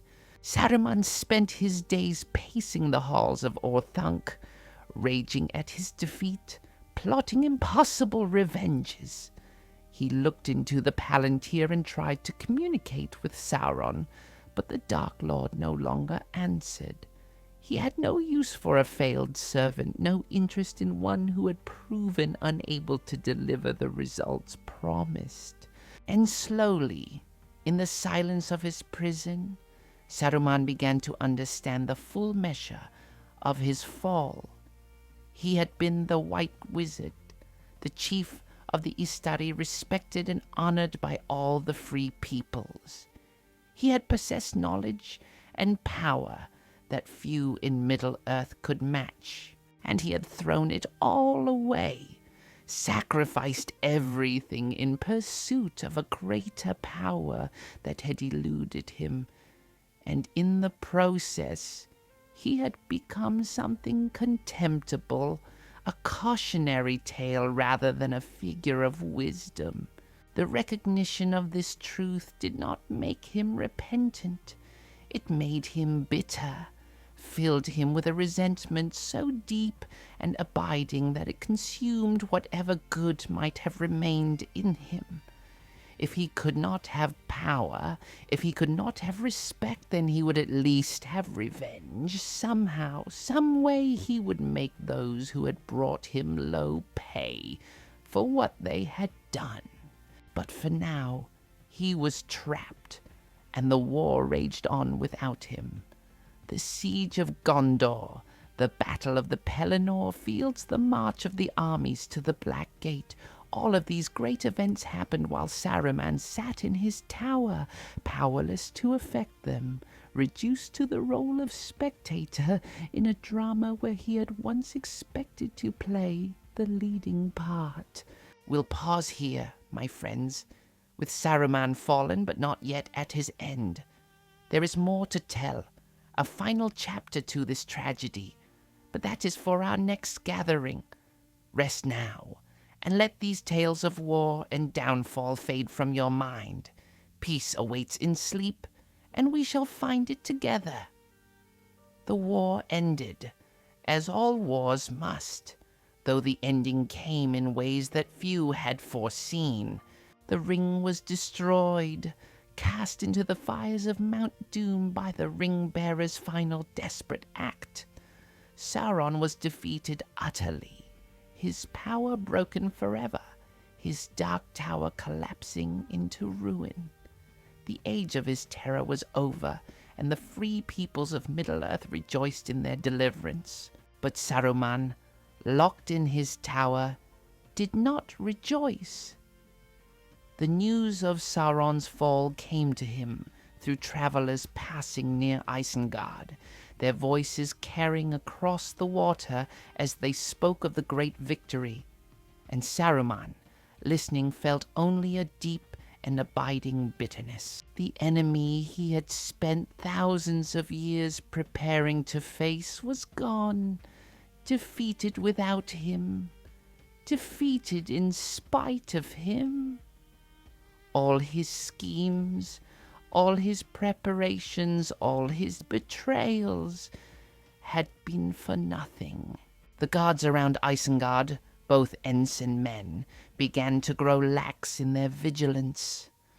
The war was over, and Saruman was just an old man trapped in a tower, no longer a threat to anyone. They remained at their posts, but their attention wandered.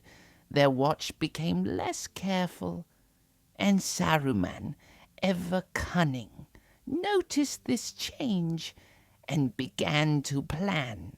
He still had his voice, that instrument which had always been his greatest weapon. The breaking of his staff had stripped him of much of his power, but the ability to persuade, to manipulate, to find the weak points in others' resolve, that remained, and he had time, endless empty time, to think and plan and prepare. It was Grima who became the key to his escape.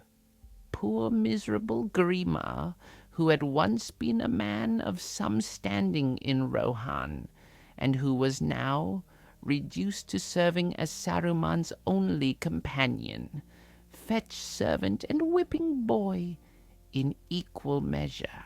Saruman treated him with contempt, heaping abuse upon him daily, but he also worked on him with subtle skill, feeding his resentments, nurturing his anger at those who had rejected him. Ugh, they cast us out, Saruman would say, his voice soft and poisonous. They took everything from us and called it justice.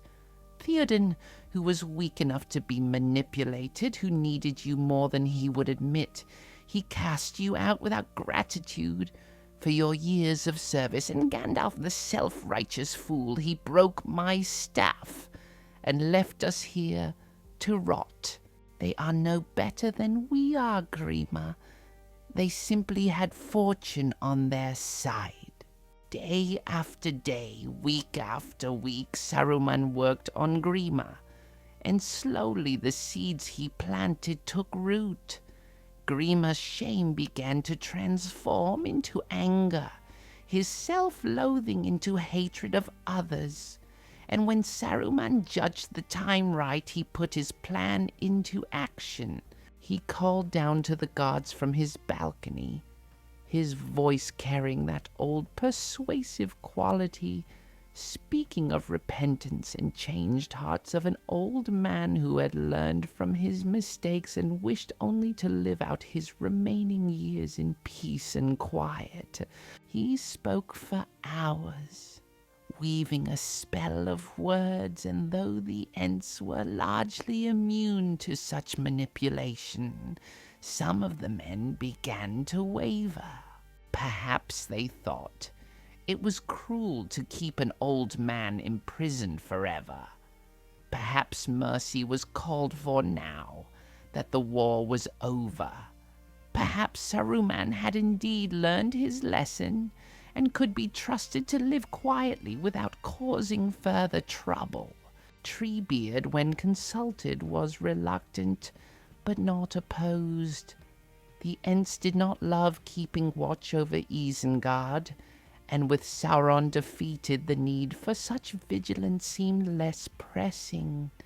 If the men were willing to let Saruman go, the Ents would not object, and so, in the end, Saruman was released. The terms were strict. He was to depart immediately, to take nothing with him but his robes and staff, which had been replaced with a simple walking stick and grima. He was forbidden to return to Isengard, forbidden to seek revenge, forbidden to work any evil against the free peoples. If he violated these terms, he would be hunted down and dealt with accordingly. Saruman agreed to everything, his voice humble, his manner subdued. He descended from Orthanc for the first time in months, moving stiffly, leaning on his walking stick like the old man he appeared to be. With Grima shuffling behind him, he walked through the gates of Isengard and departed, heading north along the road, a pathetic figure in stained robes, all his former glory stripped away. But inside, Saruman was seething. He had not repented, had not accepted his fall. He had merely done what was necessary to gain his freedom, and now that he was free, he would show them all that he was not finished, that he still had power enough to leave his mark upon Middle-earth. He wandered for a time, moving from place to place, avoided by most who recognized him. His name had become a byword for treachery, and few wished to offer hospitality to one so fallen. He and Grima survived on what they could beg or steal, sleeping rough more often than not, two ragged figures trudging along the roads that Saruman had once walked as a respected wizard. The journey took them slowly northward, away from the lands where war had raged, toward regions that had been largely untouched by the great events of the age, and eventually, whether by design or simply by following the roads, they came to the Shire, that peaceful land of hobbits that Saruman remembered Gandalf speaking of with such fondness. The Shire, a land of plenty, soft and undefended, populated by simple folk who knew nothing of war or treachery. Looking upon it, Saruman felt a spark of his old ambition reignite. Here was a place he could dominate, people he could control. He might not be able to challenge Gondor or Rohan anymore, but surely he could still prove his superiority over these ridiculous halflings. It began subtly. Saruman calling himself Sharky, meaning old man in the Orcish tongue, began to gather followers among the few unsavory types that existed even in the Shire, ruffians, bullies, those who resented the traditional order of hobbit society. With Grima's help, he organized them, gave them purpose and direction. Then came the takeover. It was almost pathetically easy. The hobbits had no army, no tradition of warfare. When armed men arrived and began taking control, issuing orders, seizing food and property, the hobbits were shocked and largely powerless to resist. Some protested and were beaten or imprisoned. Others went along with the new order out of fear or confusion. Saruman established himself in Bag End, the finest hobbit hole in the Shire, which had been empty since its owner had departed on the quest to destroy the ring. From there, he ruled his little kingdom with petty tyranny. Rules were made and enforced: no pipeweed, no ale after dark, quotas for crops and crafts that had to be met, or there would be punishment. Trees were cut down, not for any strategic purpose, but simply because Saruman took pleasure in destruction now, found satisfaction in marring beauty wherever he found it. Mills were built that ground grain into dust rather than flour. Industries established that produced nothing useful but filled the air with smoke and noise. It was a parody of what he had done at Isengard, a small and mean-spirited version of his former ambitions.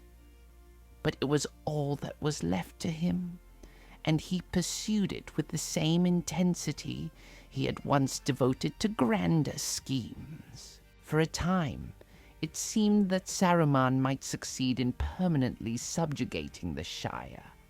The hobbits, for all their good qualities, were not warriors, and they struggled to organize effective resistance. But then, as summer turned to autumn, 4 hobbits returned to the Shire, veterans of the war, hardened by their experiences, and they were not willing to accept what they found. Frodo, Sam, Merry, and Pippin. The ring-bearer and his companions, home at last from their long journey. They saw what had been done to their homeland, and they were outraged.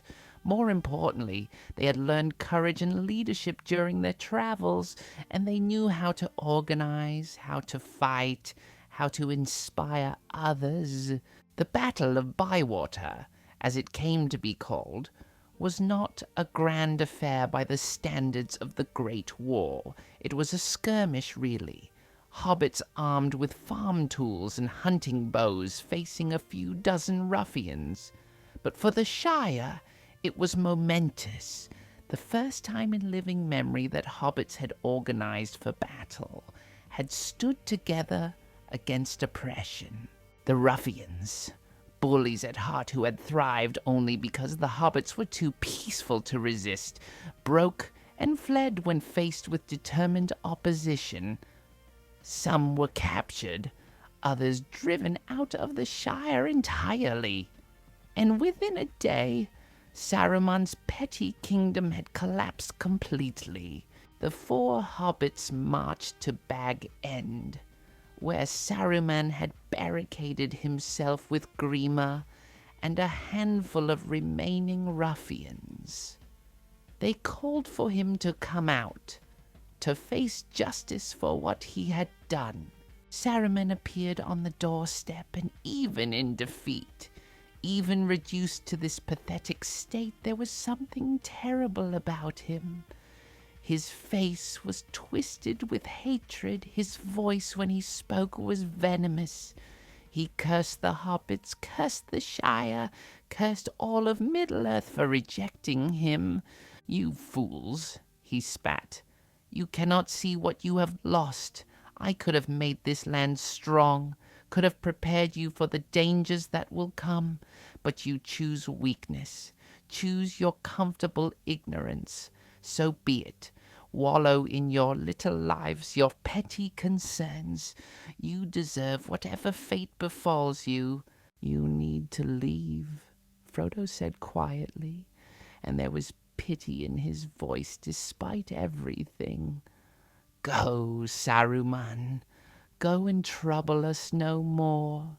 But Grima, standing behind Saruman, had reached his breaking point.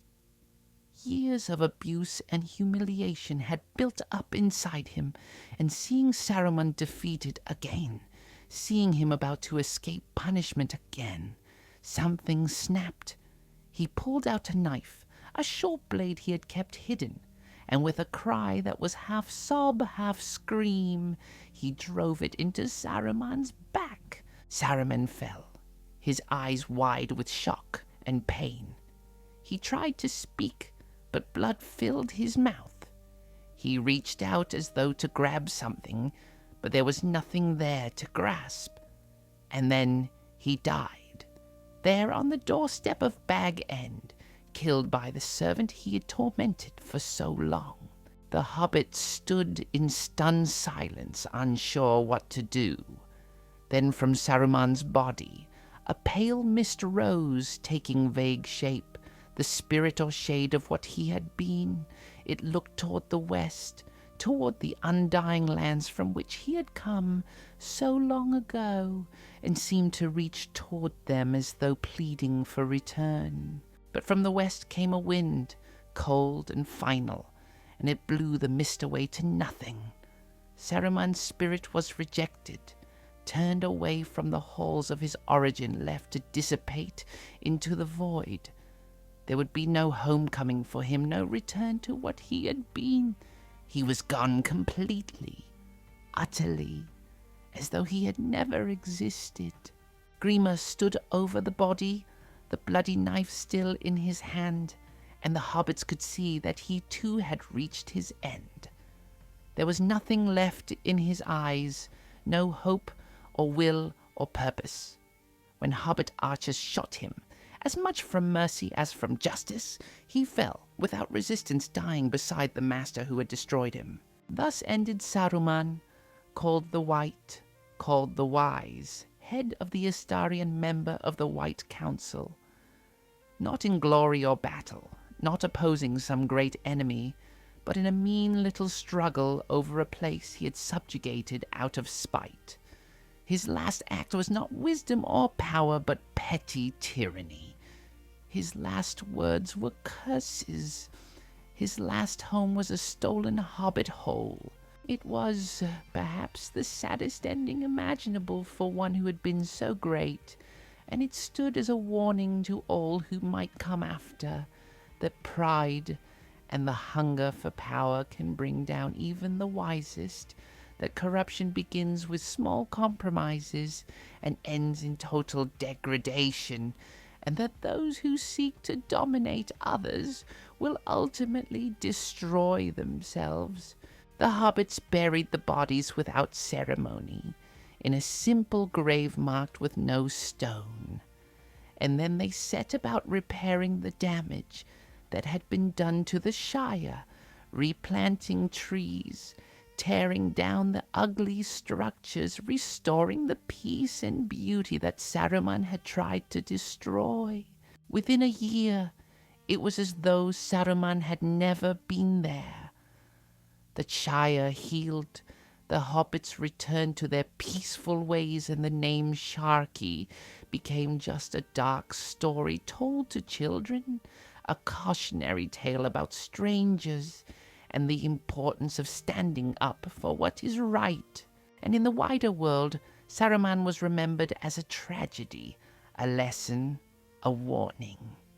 He had been given every advantage, every opportunity to do good, and he had thrown it all away in pursuit of power he could never obtain.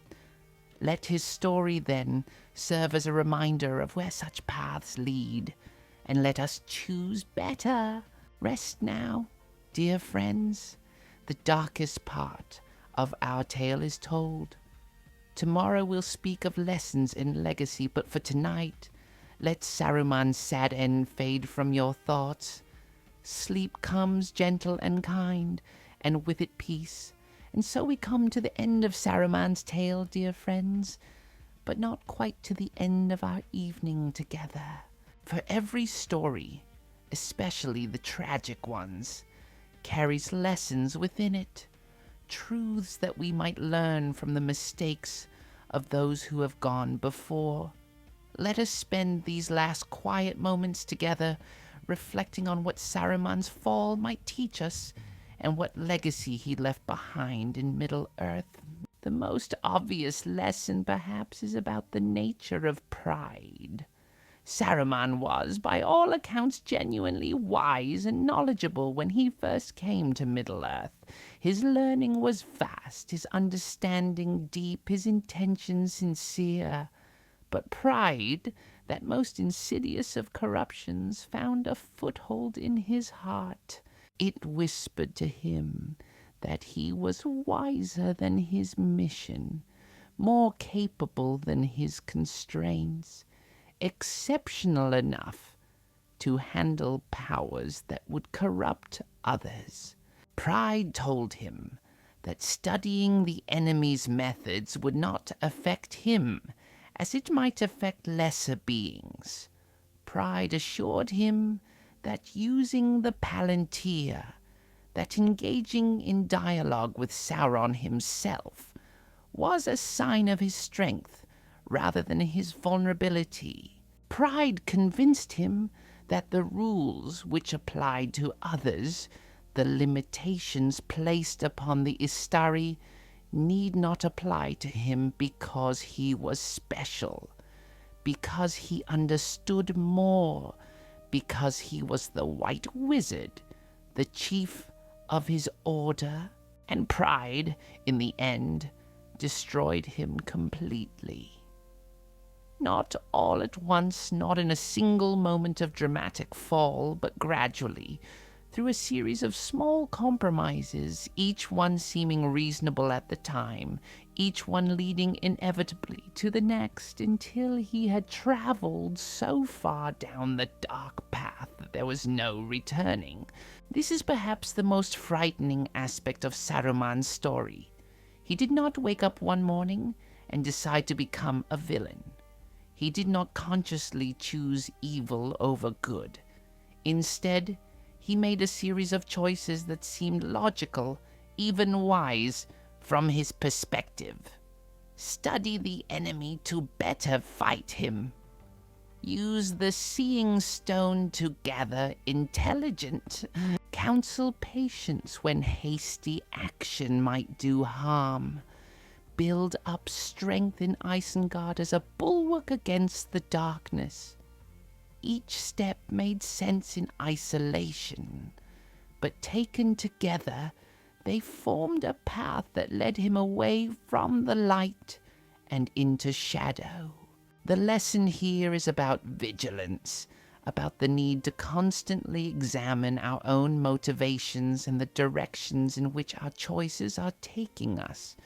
It is easy to justify almost anything if we try hard enough, to find reasons why the rules that apply to others need not apply to us, why our special circumstances or superior understanding warrant exceptions.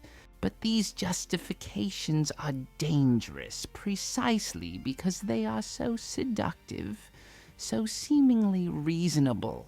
Saruman's tale also teaches us about the nature of power and the corrupting influence it can have. He began by seeking knowledge, and knowledge is not in itself a bad thing. But knowledge is a form of power, and power, as Saruman discovered too late, has a way of changing those who possess it. The more he learned about domination and control, the more attractive these things became to him. The more power he accumulated in Isengard, the more he wanted, and the more convinced he became that he was entitled to it. There is a reason, the wise say, why the Istari were sent to Middle-earth in the forms of old men with instructions to guide rather than to rule.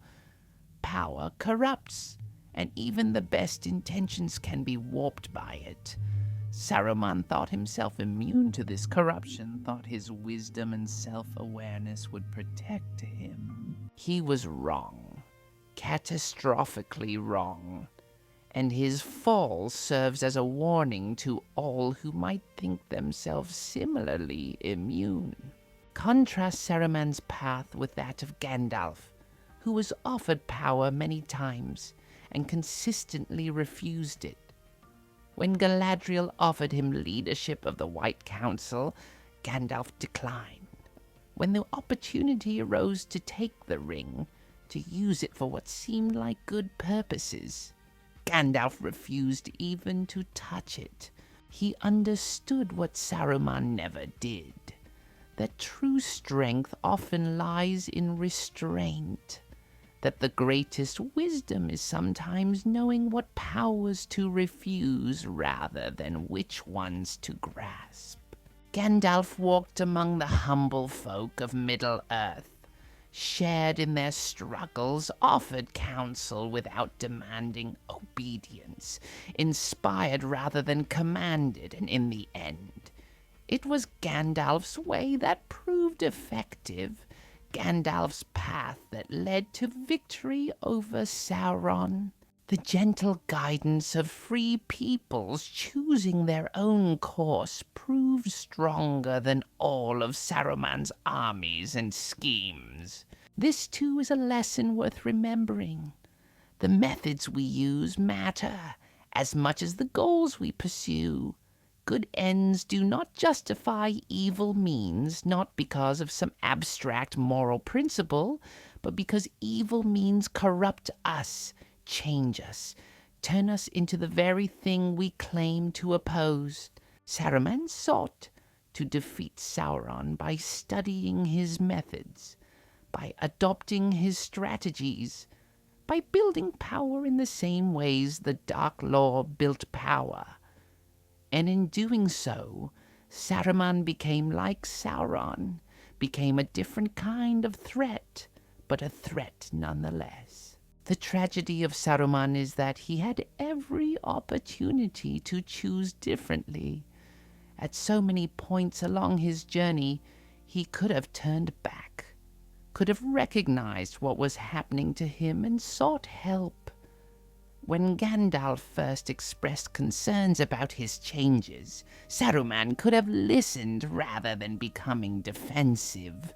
When he first spoke with Sauron through the Palantir, he could have broken contact and sought counsel from the other wise. When he began to realize that his search for the ring was consuming him, he could have stepped back, reassessed, chosen a different path. But pride prevented him from seeking help, from admitting that he might be wrong, from showing what he perceived as weakness. And so he continued down his chosen path, isolated by his own arrogance, until he was too far gone to turn back, even if he had wished to.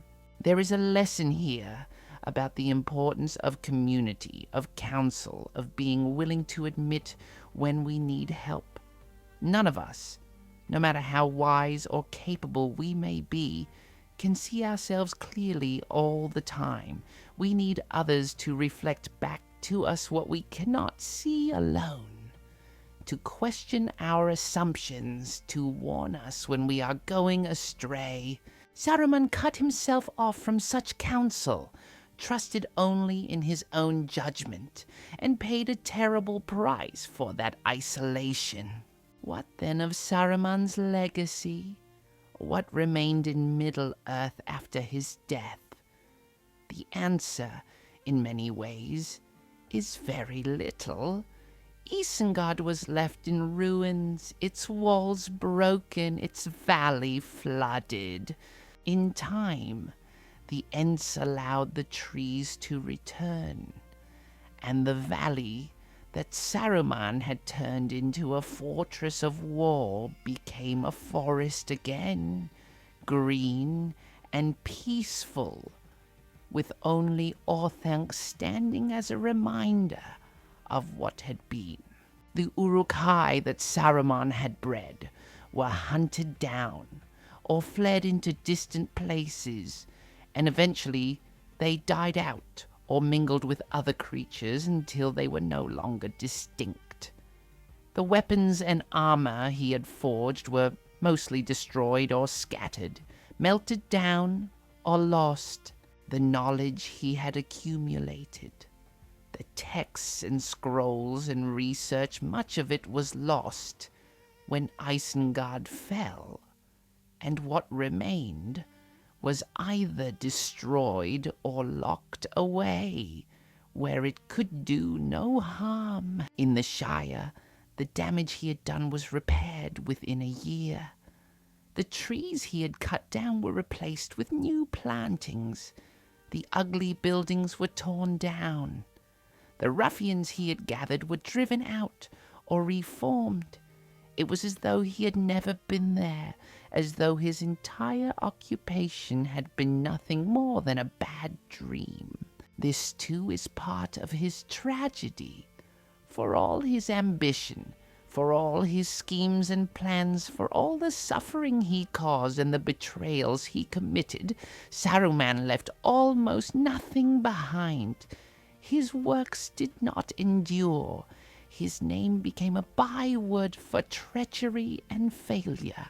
He is remembered not for his wisdom or his knowledge, but for his fall, for what he could have been and chose not to be. Compare this to Gandalf's legacy. Gandalf left no great fortresses, commanded no armies, built no monuments, but he left behind peoples who were free, cultures preserved, friendships forged. The hobbits remembered him with love and gratitude. The men of Gondor honored him, the elves respected him. His true monument was in the hearts of those he had helped, in the world he had saved through guidance rather than domination. This is perhaps the final lesson of Saruman's tale, that true legacy is not built through power and control, but through service and love, through helping others to become their best selves rather than bending them to our will. The things we build through domination crumble and fall. The things we nurture through genuine care endure. As we close this tale, it is worth remembering that Saruman's story, for all its darkness, is not meant to discourage us or make us cynical. Rather, it should remind us to remain humble, to choose our paths carefully, to seek counsel when we need it, and to remember that the greatest strength often lies in restraint and service rather than in domination and control. The world of Middle-earth moved on after Saruman's death. The Fourth Age began, an age of men, as the elves departed across the sea and the magic of the elder days faded. Orthanc stood empty for a time, and then it was given into the keeping of the king, restored and maintained as a reminder of both glory and folly, of what the Númenóreans had built and what Saruman had misused. Isengard became a place of peace, a garden tended by the Ents, a green space in the mountains where travelers might rest and find refreshment. The contrast between what it had been under Saruman and what it became after his fall was itself a lesson, a demonstration that even places of great darkness can be redeemed, that destruction is never the final word. And in the Shire, in that peaceful land of hobbits, life went on as it always had. The harvest festivals were celebrated, the markets were held, families grew and prospered. The Battle of Bywater was remembered, and the brief occupation under Sharkey was not forgotten, but it became a story told to children, a reminder that even in peaceful times vigilance is needed, that evil can arise anywhere and must be opposed. The 4 hobbits who had returned to save their homeland, Frodo and Sam, Merry and Pippin, lived on for many years, honored and loved by their people. They had learned courage and wisdom on their long journey, and they used those gifts to help their homeland heal and grow stronger. In this way, even Saruman's final evil was turned to good, for it gave the hobbits a chance to prove their own strength and courage. And so, dear friends, we come to the true end of our tale. Saruman's story is over, told in full, from his arrival in Middle-earth as a servant of the Valar to his pathetic death in the Shire.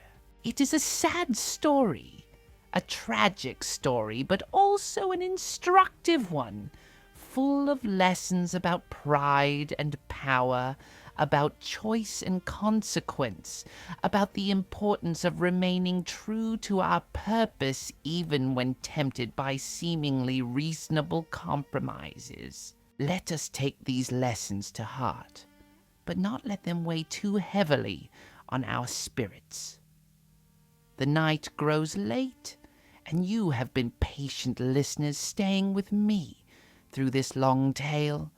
It is time now to let it go, to release these troubles and sorrows into the gathering darkness where they cannot disturb your rest. Think instead, as you drift towards sleep, of the green lands of the Shire, of gentle hills and quiet streams, of gardens in the evening and stars coming out, one by one in a darkening sky. Think of peace restored, of evil overcome, of communities that healed and friendships that endured.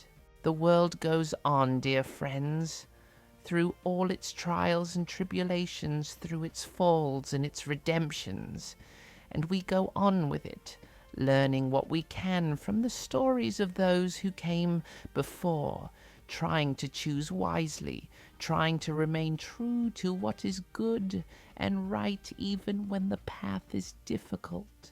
Sleep well then, and may your dreams be peaceful and your rest be deep. Tomorrow will come with its own challenges and joys, but that is for tomorrow. For tonight, let there be only comfort and quiet, the gentle slide into sleep, and the knowledge that even the darkest stories can teach us how to walk in the light. Until we meet again, dear friends, may you be well, may you be safe, and may you always choose the path of wisdom over the path of power, of service over domination, of love over pride. Good night.